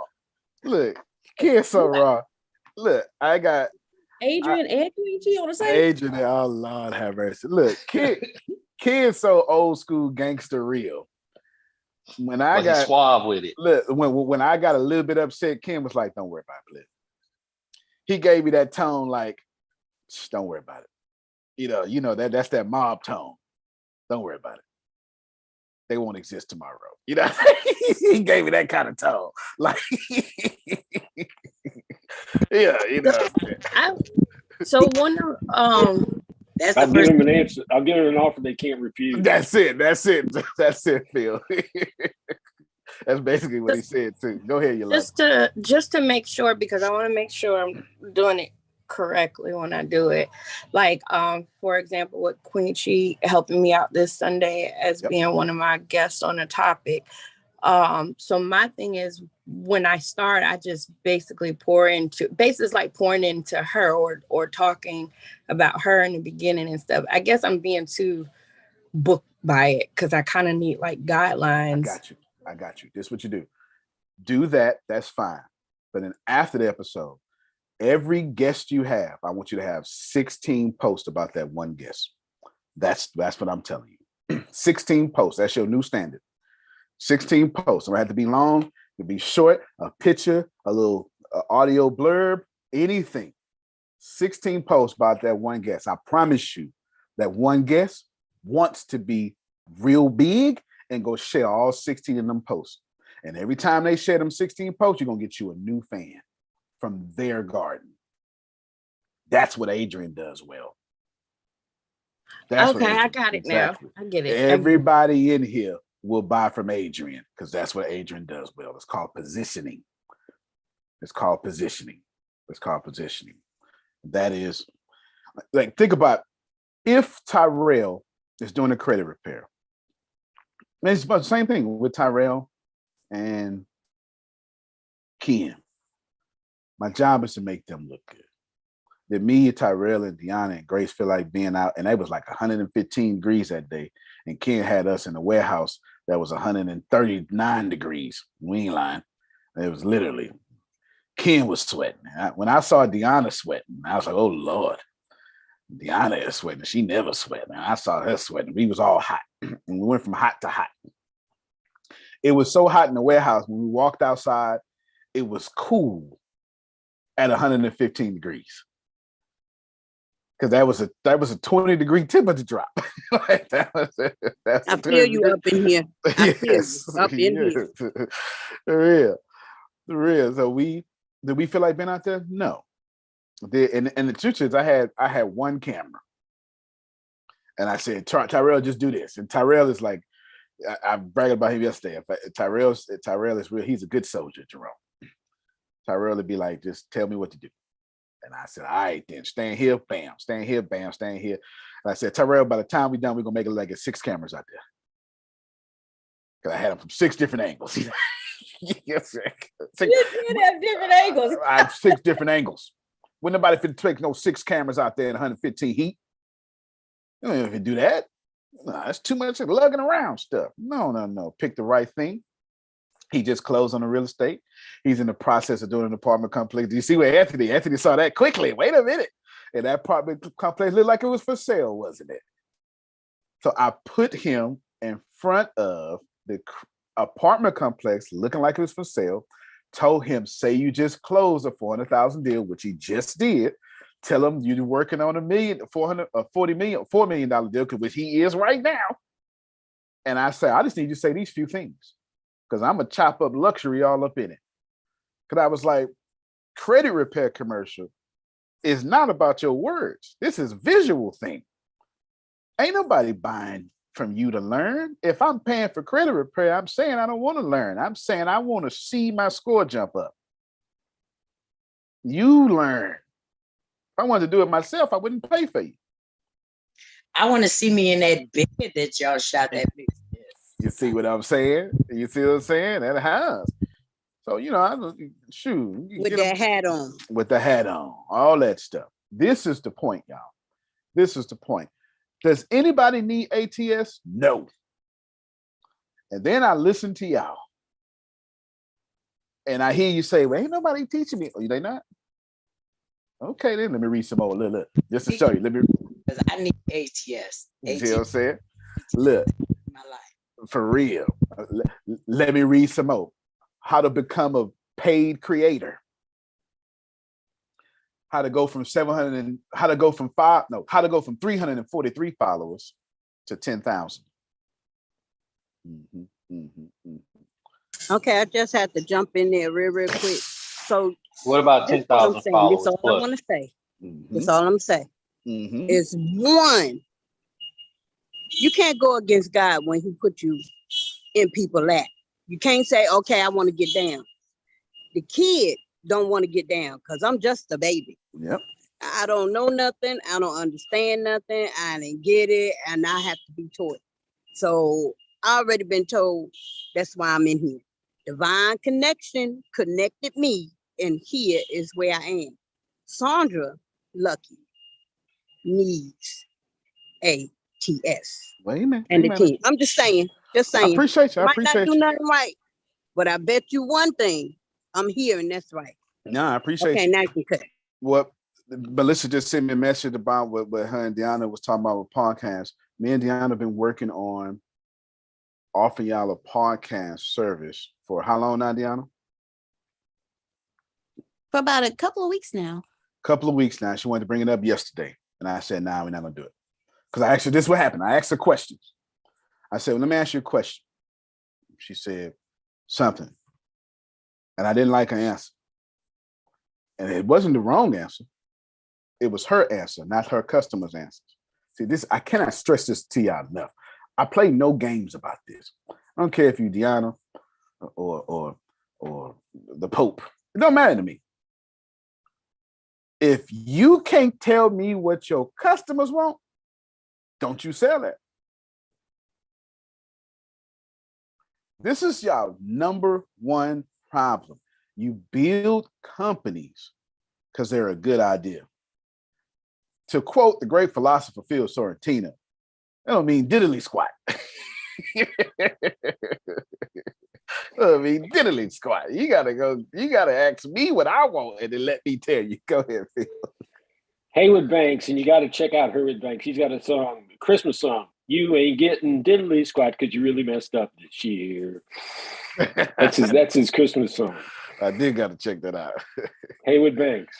Haywood Banks. All right, I'm gonna put Haywood it up right Banks. now. Yeah. Well, we're talking about the golden rule: treat other people the way you want to be treated. Yeah, but there's the platinum rule: treat other people the way they want to be treated.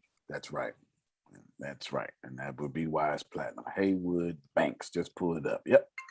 So my question to you is this. Now with the podcast, at what point do I switch it to make it as subscribers only to start monetizing? When your audience tells you to do so.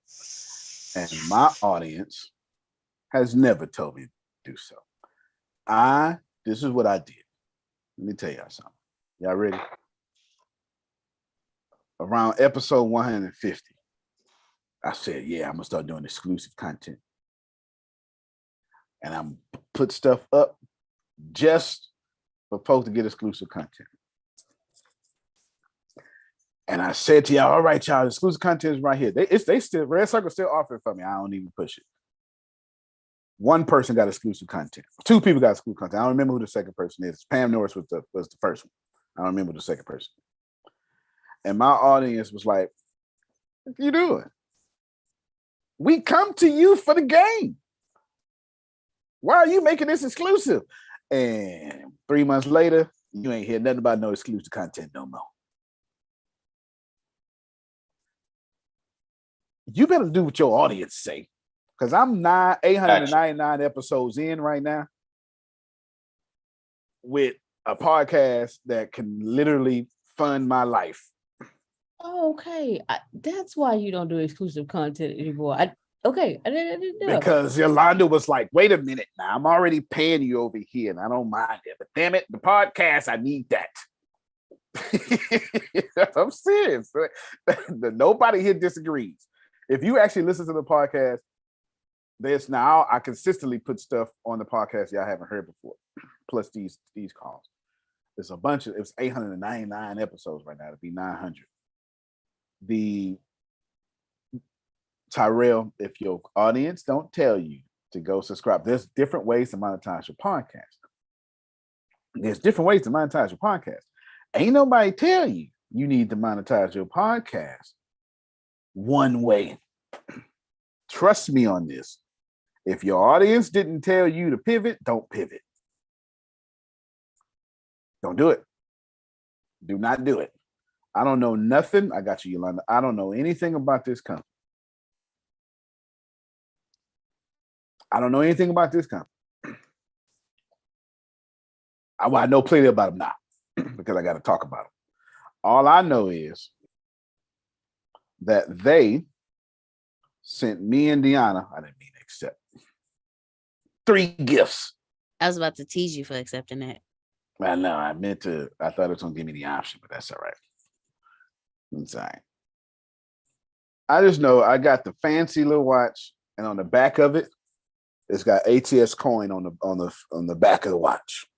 And Deanna got 2 little bracelets because she ain't no watch person. The black and gold with the diamond in it and blah, blah, blah. I like that black and gold now. You understand? They paid me to wear their stuff. That's how you monetize. I'd much rather have TikTok pay me than y'all. Because TikTok money come every day. Your money funny. You understand? Go ahead, Yolanda. Okay, so I have 2 questions regarding this because my wheels are spinning and I'm trying to see if I'm going in the right direction. Good. I just want to make sure I'm doing the right thing. But with the Facebook Live thing that I did, I'm doing it on my own homepage, right? But the thing is, I I didn't even post anything for podcasts at all or nothing yet.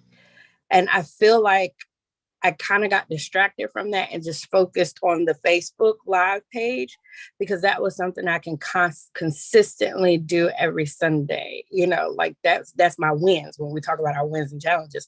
The fact that I'm doing that on a consistent basis, and I'm trying to get myself to be more professional with it, I guess, because Quincy had helped me more with the StreamYard and all that kind of stuff.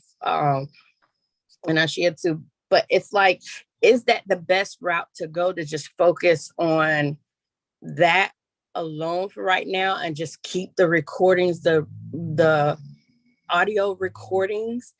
That way I can just bam with the whole podcast on there with different episodes or whatnot. Are people commenting on your Facebook Lives? Yeah, there are people commenting on my Facebook Live. Well, you sound disappointed, but one is better than zero. You feel me? So, right. Okay, give yourself some props, because it could be zero. Yeah, it could be. It's like I kind of like, because you know the main supporter is my mom, and it's like, okay, that's mom. You know, fair enough. We all got that. Supportive, but a couple other people have came on that I didn't expect to come on and see.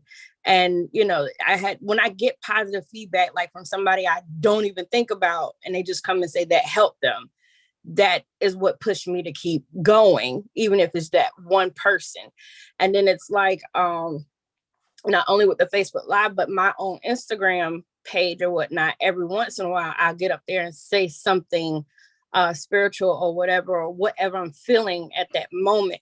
I'm not as consistent with it, but I have seen, and my daughter, who is a big Instagram person or whatever, have said that I have come up because now she's starting to see my reels and stuff on there. And I'm like, okay, so is this a good thing? Do I keep pushing or pull away and make a whole nother separate page for that Instagram thing? So it's like, I guess I'm trying to get the reassurance that I'm going in the right direction, because I know we've said that when you have a lot of things that you're trying to zone in, something is going to get neglected or whatnot. No doubt. Yeah. So whatever as soon as Phil focused on the call, he's not focusing on Susan.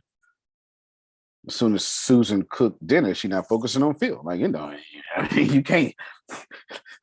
This is what it is. Like, you can't stop that. There's no work-life balance. You can't stop that part. But right now, it sounds like people are responding to your Facebook Lives.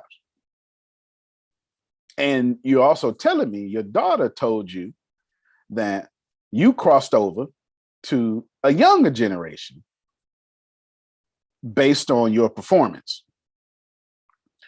So it sounds like your mom helped, people responded, and the algorithm is rewarding you by sending you to your actual audience who's actually looking at you, people your daughter's age. Because that's the only reason I'm going to do that. Can we clap for her, please? Because she answered her own question. She's looking for reassurance. But when y'all ask what's the best way is the way people are paying attention. And you just told me they paid attention. And you told me the algorithm is paying attention. Yeah, they do. And the crazy thing about it is, like, my daughter literally and she was like, Mom, she came in the house, was like, Mom, do you know I just saw your reels and stuff? And like, you got what was it, one something of followers, or like people who've seen it and like certain things. But she said, you got to keep doing your makeup when you do these and wear your nice hats and stuff, because that's when people like it and respond more. I seen the ones with your bonnet on and you just have your bonnet and talking, and ain't nobody responding to that bonnet. I was like, but that triggered, because it was like, well, if they're not, it was kind of like, if they're not going to listen to me with my bonnet on, then those are not people that but then it dawned on me later, like, is that the right or wrong? Time out. Okay, you saved yourself for that last clause, that dependent clause you said. You saved yourself because your audience told you take that damn bonnet off, and you went, but I'm me. Wait a minute. You get what I'm saying? Like, you gotta listen to your audience, y'all. Listen to your audience. Go ahead, Phil. Yeah, your biggest asset is your voice, is your tone, is your enthusiasm. That's what you bring to the table. You bring a unique excitement, like, you know, a kid who just opened up his Christmas presents, and you're really into it. And that's what you bring. It's not the bonnet, it's the tone of your voice, it's the quality of your voice, and it's your sincerity of wanting to help people. Yeah, he's right. And you don't necessarily put them on the makeup, but you should pay attention to what gets you attention. Like, you gotta listen to the audience, y'all. Again, we have Adrian, we got the same problem. Adrian used to have this problem. She don't have this problem no more. Get out your feelings and listen to your audience. Adrian, Law are great prototypes. And now Jamal is getting up in them. A great prototypes. Put me in, coach. I'm just trying to win. I watched Jamal. Susan says something to Jamal, and I was like, damn, she right, but that was kind of painful. And Jamal was like, yeah. And I was like, oh, okay. So I just thought it was painful. He received it. It was a good moment. What a breakthrough. Like, you know what I'm saying? Like, because people are always going to hear things differently. For some people, the tips at the end are the most painful part. For some of y'all, like Adrian's like, yes, give it to me. You know what I'm saying? There's no right or wrong because they're doing everything perfectly. Some of y'all just got the fear of criticism. Like, Phil, what do you do when somebody got the fear of criticism? There ain't nothing you can do. No matter what you say, they're gonna have a problem with it. You know what I'm saying? Like, no matter what you say, they're gonna have a problem with it. They're gonna have a problem with it. It is what it is. Well, the best line on that, Yeah. I've never seen a statue erected to the critic. Yep. But to the people who've been criticized, many statues have gone up. There you go. Now, my way to say that is when you're out front, the only thing they can see is your behind. And I hope that's not your best side. Please don't let that be your best side. Go ahead, Susan. Antonio, it's most definitely not criticism. That's not a good word to use. We are critiquing. That's it. We're not criticizing. I could just say, oh, wow, that was so wonderful. Great job. Mm-hmm. And then he comes back and does it again, or anybody.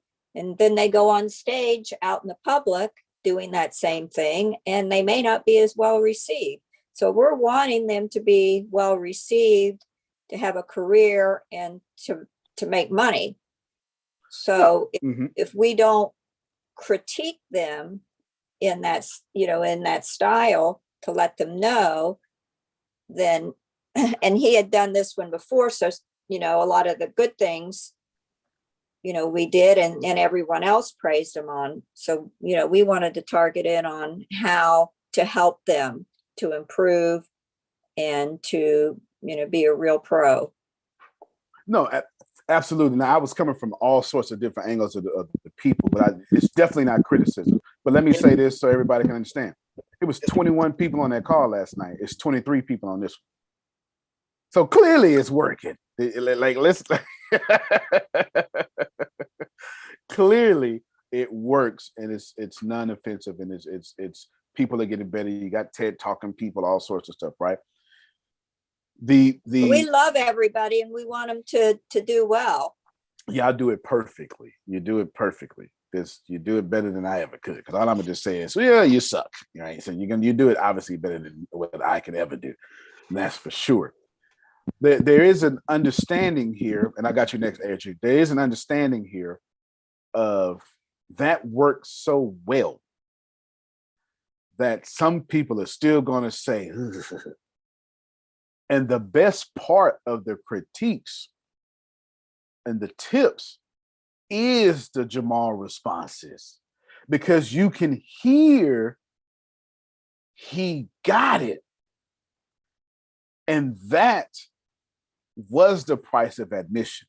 Because when I see someone give their best, and when it works out in your favor, when I see someone give their best, this is me trying to tell you, listen to your audience. Like, my point is, don't listen to Antonio tell you, ooh, I thought that was like, man. No, listen to the audience go, because I was saying that on the strength of she didn't listen to her doggone daughter. Don't forget your little feelings. because Susan didn't say nothing bad. And the only way a critique could hurt is if you didn't internalize that critique to yourself. Truth hurts because it applies to you. You hear me? And she was right. The reason the critique hurt is not because she was wrong, it's because she was critiquing about going too fast. Well, guess who likes to talk fast? So of course, I was like, and then he was like,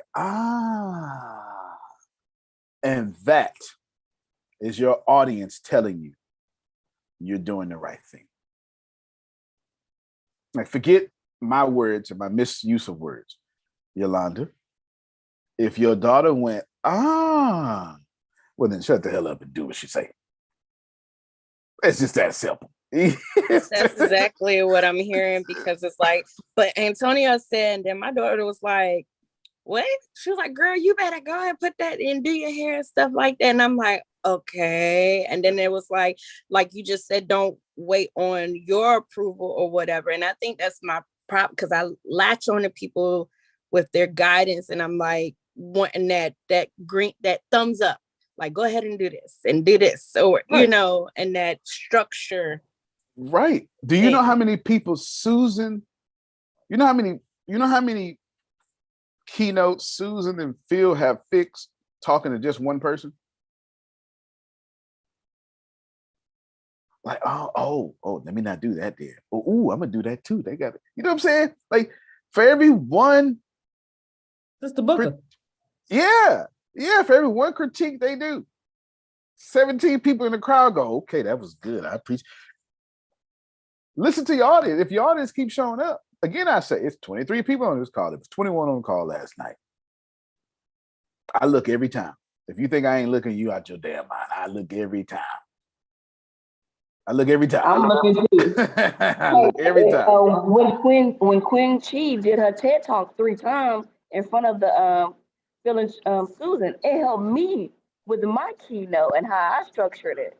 That's the best thing I've seen. I'm glad you brought it up. Is, I don't know who started it, Phil or Susan. I'm not sure which show did it. When they start telling y'all come back and repeat, I know if anybody started, Adrian started it. If anybody started, Adrian started for sure. That's the best thing that I've ever seen in any speaker thing I've ever been a part of. This opportunity to repeat the same keynote. Susan, not only have I never seen it before, it's something that I would have, if it had came up in the meeting, I'd be like, no, we're not gonna do that. And it's the best thing. This is kind of my point, y'all. If you can hear past your programming, I'm saying I don't know everything. But when I listen to my audience, I sure look like a genius. I look like a genius every time. Not because I knew it, it's because I followed the audience and I look good. That's it. Go ahead, Phil. Well, that's where, when I was between the age of 22 and 28, I spoke to high schools for free.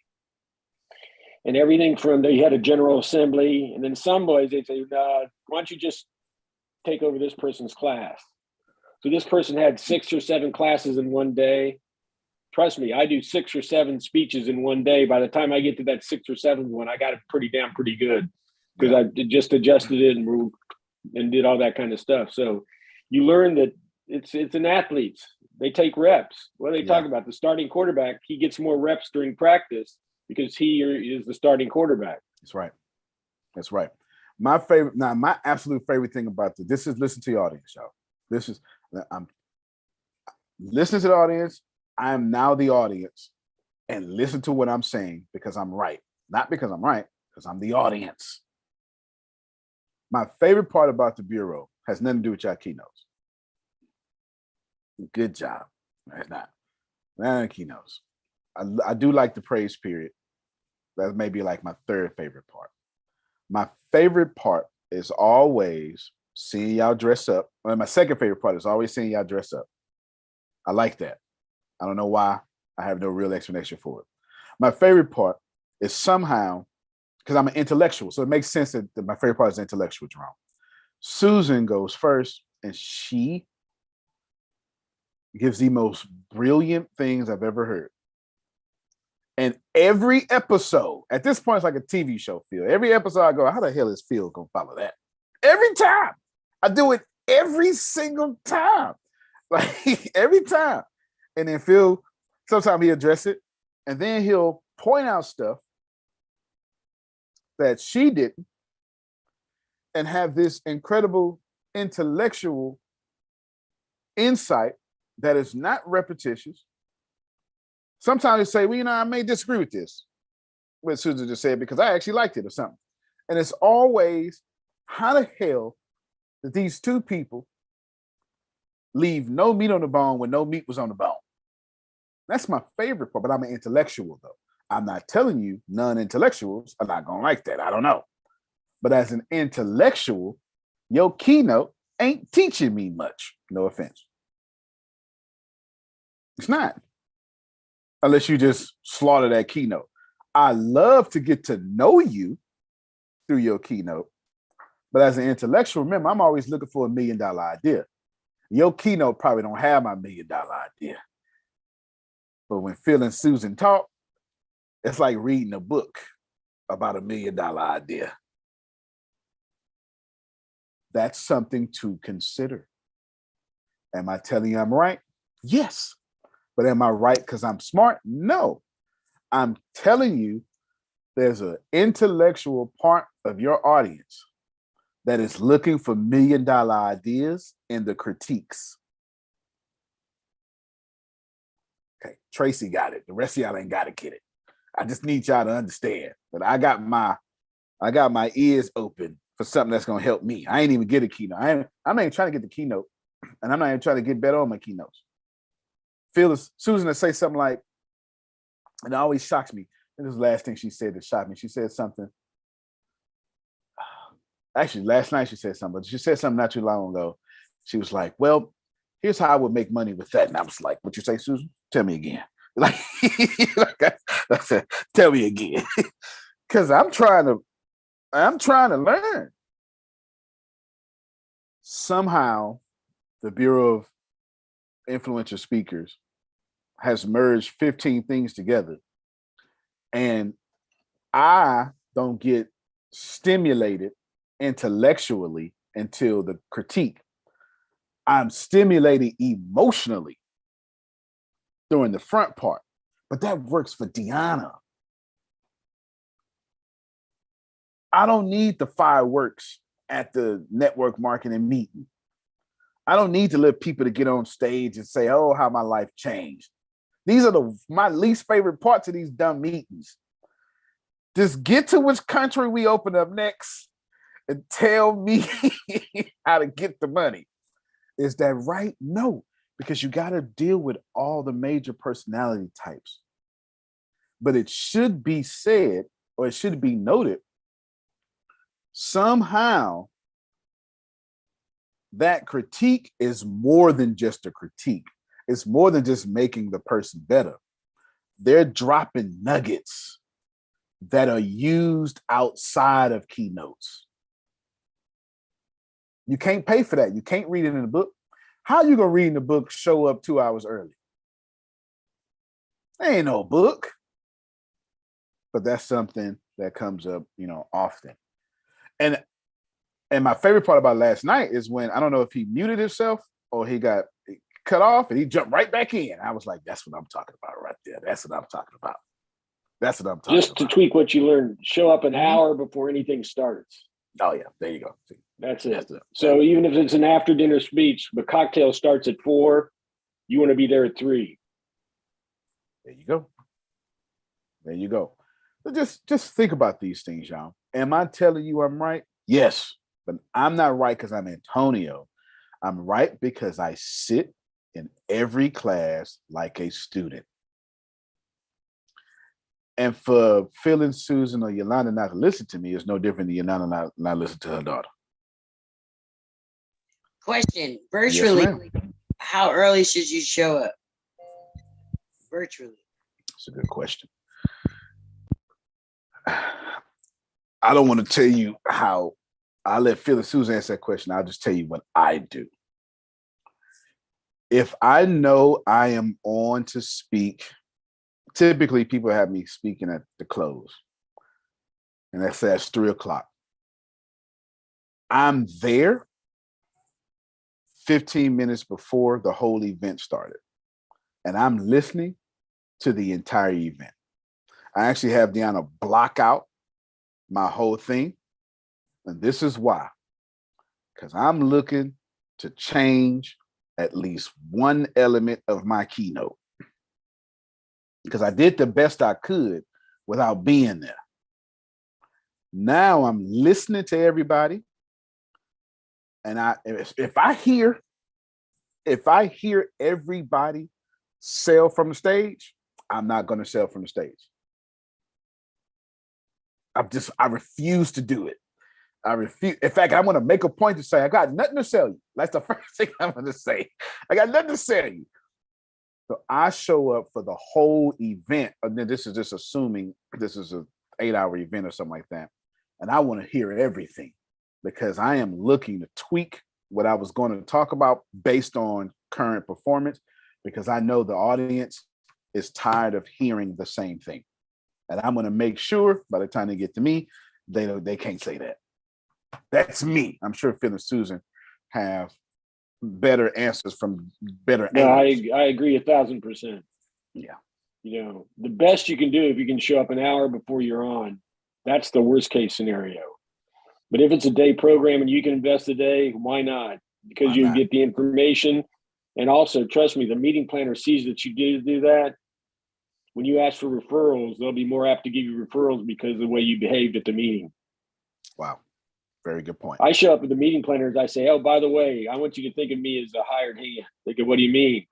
I say, I'm not an egotistical speaker. I'm here to help you. If you need somebody to move chairs, if you need somebody to move tables, if you need somebody to get directions, just let you know, use me, because that's what I'm here for. I'm here for you. No, that's right. I tell them when I show up to let them know that. No, that's right. That's good. That is good. That is good.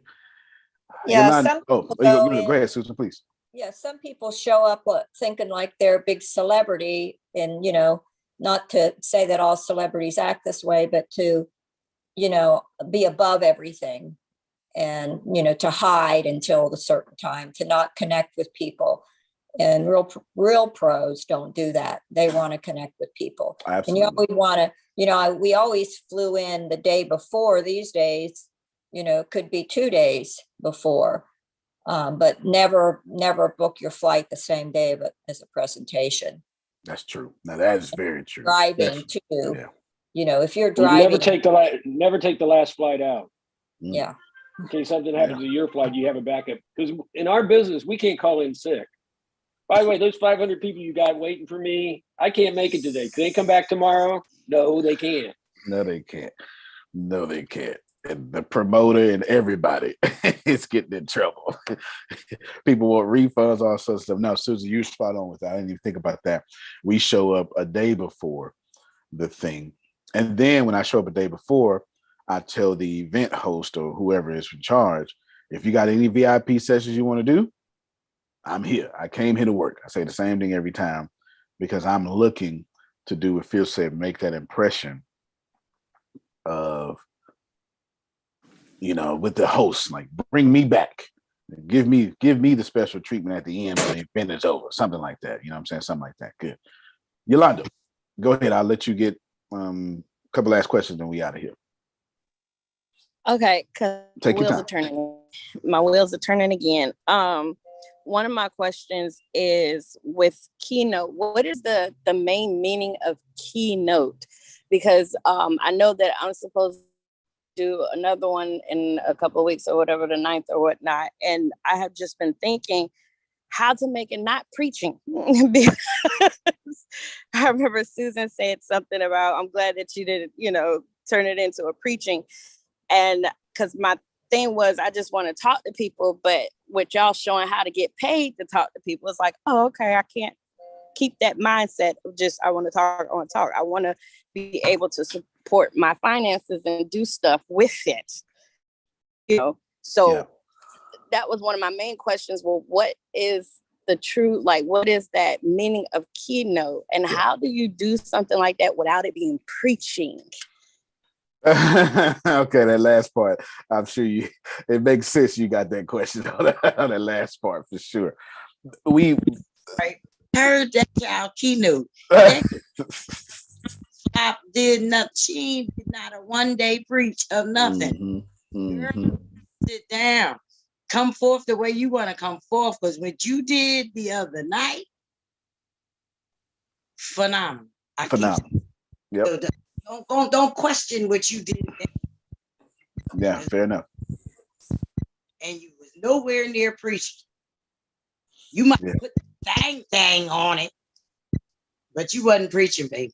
Ooh, you wasn't preaching, girl. Girl, hurry up and do the thing, daddy. Because I talked to Grace like 5 minutes later. I was so high off of it. Grace didn't hear it because she was at she was at church. I was like, Grace, oh my Lord, Grace. She was, what's wrong with you? I said, you didn't hear that? Oh, girl. Grace is here. Ask her. You wasn't preaching, baby. And if you was, I was sitting in your church waiting for the next one. Waiting for the next one. Get out of here with that stuff. Woo, child, you was good. I'm sorry. I felt No, hey, no. I just didn't want to talk because Jesus should have had Adrian at the tomb then. Oh yeah, right. I'm sure me, Phil, and Susan are going to agree because we've been saying this for so long. A keynote is anytime you speak to influence someone. That's a keynote.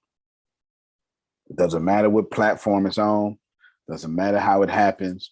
It can be you talking to your kids with no cameras around you. A keynote has many different. That's why when they critique y'all, they're not critiquing you if you sound like Les Brown or you sound like, the keynoters. There are boring keynotes that I go to in scholastic circles with. They seriously need some performance coaching, but they checked every box in coaching though. They checked every box, every box.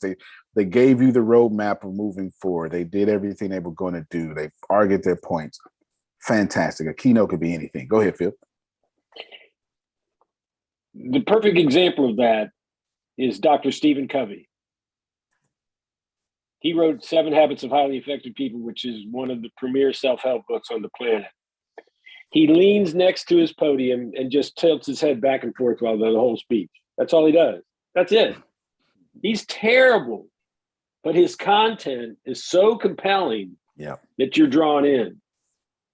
Now, unless you got content that's compelling, you need to add the performance part to it. And I personally like the performance part. Me too. Susan teases when somebody opens the refrigerator and the light comes on, I'll do 10 minutes.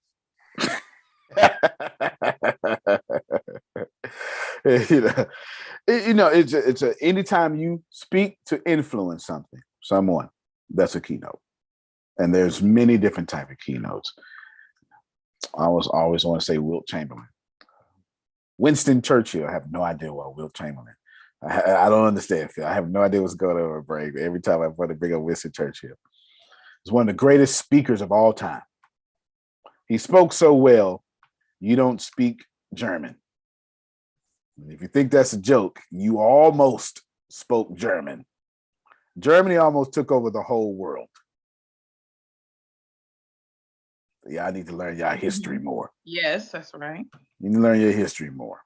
Winston Churchill spoke himself into defending England. You can't get better at keynoting than that. But, can he run for president today? No. We like attractive people who speak. Donald Trump does excellent keynotes. That don't mean they pass a second grade level, but they're excellent keynotes. You don't have to like them. Just know he stirred up a nation, so you don't get to say that it didn't work. Go ahead. He Phil. sucks as a speaker. He does. I mean, he's terrible. I mean, it's like fingernails on the chalkboard listening to him. Yep. But he knows his audience. He knows what they want, and he knows how to trip their triggers. There you go. That's all he needs to know. So That's there's it. the lesson there in the hand. Yeah. There you go. That's why if you notice, me and Phil are saying keynote. We didn't say speaking. That's all we said. But his keynote reaches his audience and all that smart stuff Phil just said that I'm not going to be smart enough to repeat. Keynotes is all you got to do. That's it. Every time you speak to influence, this man can, I won't say that. This man became president off that speaking style. So for you not to take admiration in that, you need to be a little bit more open-minded. Okay. Go ahead, Ashir. Just to piggyback off what Yolanda has said about she wants to get more paid gigs. It's a company called Speakers Lab, and I get emails from them. I'm not sure in the future if Phil and Susan will get because you know how they coaching us up and stuff like that. I'm not sure in the future would they help us get contracts instead of us going out there and looking for the contract, like they already have the contracts to go do the speaking thing. Because with that company, they say, okay, you want to do educational things, you want to do tech things, like it kind of puts you in the category. And then I'm not sure in the near past. Yeah, be very careful of those. Be very careful of those. The thing about being a bureau, and we own the bureau, they need you when you don't need them, and you need them when they don't need you. Fair enough. Remember, their client is the person they're booking to speak for. Their client is not the speaker. The speaker is a commodity. Here's what a bureau does. You call me up as a customer, and I go, oh, good. How long does he have? What topics do you want? What industry are you in? And how much in your budget? I go to my bureau, pick out 3 people that match those criteria, and I send them to the client. I said, here, pick one of the 3. I mean, that's how they work. Yep. That's their business. So you got to be very careful. The thing is, you got to be so good that they can't ignore you. That's right. And that's why we talk about the Rotary clubs, the Sertomas, the Optimists, the Kiwanis. They need a 20-minute speaker every week, and they're in every community. You know, you got to pay your dues. That's part of it. You pay for access now. You pay for access. Did y'all see what I did? At the chambers and these are business owners. These are people that have connection. They're connected in the community. Right. So, you know, you speaking there is really a great opportunity to do that. And not all keynotes, you're going to be hired to be the main keynote speaker. Mm-hmm. They have breakout sessions. Yep. So when you take your keynote, then you want to be able to take it into something maybe a little bit more. You know, they sometimes are looking for, you know, workshops, things like that. So you want to be able to expand that into, and workshops are just more interactive with the audience. Absolutely. And they're great ways for y'all to get your name out there, because once it's on your website, doesn't matter if you did a workshop for Exxon, it's still as seen on Exxon. It doesn't matter if it was a workshop. Plus, workshops aren't downgrade. I know people like Queen Chi prefer to do workshops over keynotes. I know that for sure. But did y'all see what I did? I'm real slick. I did real slick. Every time I wish she to Grace, she's taking care of Grammy right now. Grace would have noticed it. Somebody tell me what I did. Because she asked, well, how? According to when she asked about getting more paid engagements, what did I do? You gave credit. You pumped someone else up. Okay, sure did. Took the credit off yourself. Absolutely. Get it? That's what you're supposed to do. Also, congratulations. If you're looking in the chat right now, you should probably download that. That's an Antonio T. Smith Jr. resource. You got to remember, I speak so much that during the pandemic, I just stopped going out. You have to remember that I have a large database of just about everywhere I've spoken at, or at least applied to. And if you're missing it, I'll show you right here. Here you go. This one I actually secretly Thank sent you, this to. Antonio. Just trying to. Antonio, am I missing something? Because I didn't see it in the chat. I don't know if I'm tripping. I'm sorry. It's in there. It's in there. It's in there. I'll send it to Deanna so she can put it in Discord. Can you see it on? Can you see it on the screens? Yes. I see it on the screen, but I didn't see it in the chat either. Okay, look, all these places I've ever been to or applied for. And all you gotta do is sometimes if you see 2014, all you do is you just go to the next one. Yes. There you go. It's over 100 or 100. NFL Foundation. Yeah, I don't play no games. I don't play no games. It's in the chat, but don't worry about it. What we're gonna do is, Deanna, I'll send it to you. I sent you some other stuff, Deanna, too. I already built your small ticket products for you. You're welcome. Thank you. You're welcome. You're welcome. So Deanna has it. She's gonna put it in Discord, put it in the general chat. Let's end with that. I'm a practitioner. That means I have things, Tracy. Sometimes you need to say something to bring it to my memory. But Adonia getting a lot of good emails here lately. Life-changing ones. Don't matter what these emails are. Just know that I got Jerome top of my list today. I'm not lying.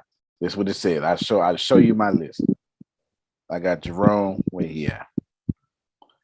Come here. And if you look, right there. Sir, you said something about a template earlier in the call. I'm looking for it right now. I got you. I'm looking for it right now. I was trying to think. I've been looking for it ever since everybody was talking. Let's see. Let me try this way. Because I was looking, but I couldn't find the one. I found what you can use, but it wasn't to my standards. You know how I am, Adrian. I like to bless your socks off.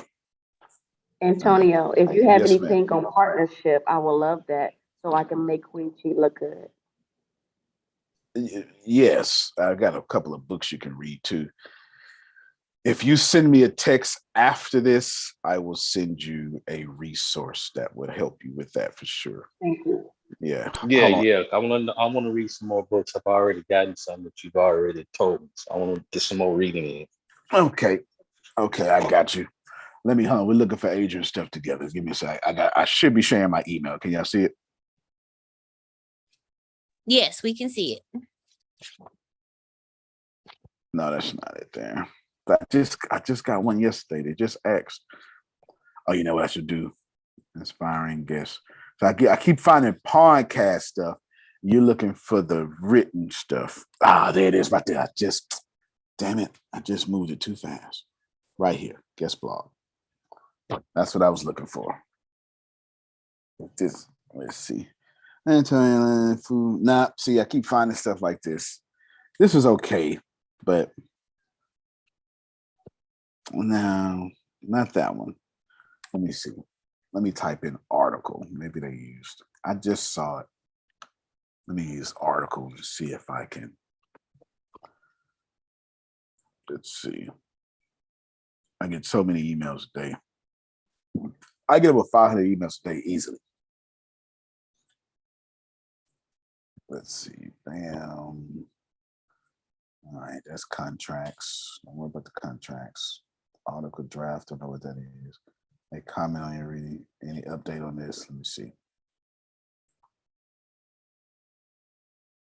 Yep, this is the one I was looking for. Right here. Dear Mexiverse. Remember I said the other day? July 19th. Dear Mexiverse, my name is this person. I'm a business analyst and I'm a regular reader of your website. I've been following your work for a while, especially the one that made this link, which I really enjoyed. I agree to increase, and then they quoted, I agree that increasing, blah, blah, blah, right? What I said. I'm contacting you because I think I could offer something that might interest you. So they proved to me they read it by quoting me, and then they're linking me to their thing. I think this article is a nice article for your resource, just as something extra to interesting, and I'm going to actually accept them. So let me star that, and then here you go, Adrian. This is perfect. I'm going to accept them for this. As a matter of fact, let's do it right now. Hey, no, Allison. Nope, Allison. My name is Antonio, the CEO of Mexit Verse, and I would love to feature your article on our site. Give me a few days and I will send you a link. Please send any contact info that you would want people to see as they read your article. Best, Antonio. Bam. That worked. See, that actually worked. I'm going to post this in the chat right now so everybody can have it. Nope, it's too long. So what I'm going to do is I'm going to put this on the document. Give me a second. Deanna, did I send you the 100 leads thing I just did? Yes, sir. And I've already uploaded it to Discord. Okay, good. You're going to do the same thing with this. Here you go, Adrian. Glad you. I was looking for it, but it was, you saw how many emails I got. It's too many. Let's see. I'm not sure if you received my email. Get rid of this. Did mix. There we go. Got it. And I'm just going to call this guest blog request. You can wordsmith it on your own. This is the power of group economics, y'all. Guest blog. Well, it's called guesting because apparently I hit enter too fast. But you know it as a guest blog request. Here it is, putting it there. Guest blog request. Deanna, you're going to take both of those. You're going to upload them to the cloud for me. Actually, not the one that leaves. We'll take the guest blog request, upload it to the cloud, and then put it a part of the notes for today. Gotcha. And then what else? Oh, I need to upload it to chat. There you go. See, it was worth the time today. It is in the chat as well. Wait. There you go. Those messages work. And when you don't get a reply in a week, Dolores, send another one. It means the person the person had to reply 3 times for me to respond because I said I was going to get back to it, but I didn't. But I just got back to it now because Adrian said something. There's something you gently, and what you do is you're just going to say, I got an article like this. Just follow that template. Post a link, show that they got it. Yes, ma'am. Access the chat, please, so we're gonna send it directly to you, Adrian. We got you. Look, I'm like, oh God. Nah. I know you can't have the chat too well. Actually, I'm sending it to your I am an industry email right now as we speak. Okay. Let's see. Guest blog. I got you. Ain't no problem. I came here to work. Ain't no problem at all. Let's see. Guest blog request right there. Guest it's attached and it's a Word document. And it's from my Antonio email. And right here, let me wait for the little airplane to go off. Almost going off. Not yet. Going off soon. There you go. Just went off. So you should have it in a few cyber seconds. Boom. Everybody's happy, right? That template works and it works well. Hey, Renee, you should most certainly be using that. That was goals for you because you in this business. Yes, I already downloaded it. She put in Discord. I downloaded it. All right. Thank you. I appreciate it. That works. I get them all the time because Mexit gets about 3,000 daily visitors a day, which it's not a lot, but it's a lot. Something like that. It goes up. Mexit gets 3,000 daily visitors a day. So it's at this point, people are taking notice, right? People are taking notice and they're asking to be on. And I will have a guest. It's something I've been thinking about doing. That's it. Last thing I want to tell you is listen more to Phil and Susan. Obviously. No, I'm serious. Dead serious. That's literally the last thing I'm going to tell you. I'm so serious. Like, listen more to Phil and Susan. Every time they keep telling y'all stuff that y'all kind of, I guess y'all just let them plant seeds. Let them damn seeds grow. All right, let them seeds grow. Because they be on it, y'all. They be on it. Looking forward to blessing all of you.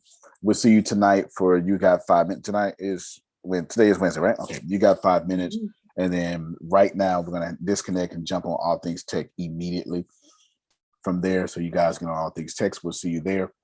And All Things Tech won't be long. I just want to give y'all some blessings that I know you need. Other than that, you can plan better. You can dominate. Love you, everybody. Love you more. Oh, thank you, Ashir. Love you more. So Ashir reminded me about Pain Love you more. 2020 with Prophet Jerry. Pain 2020 with Prophet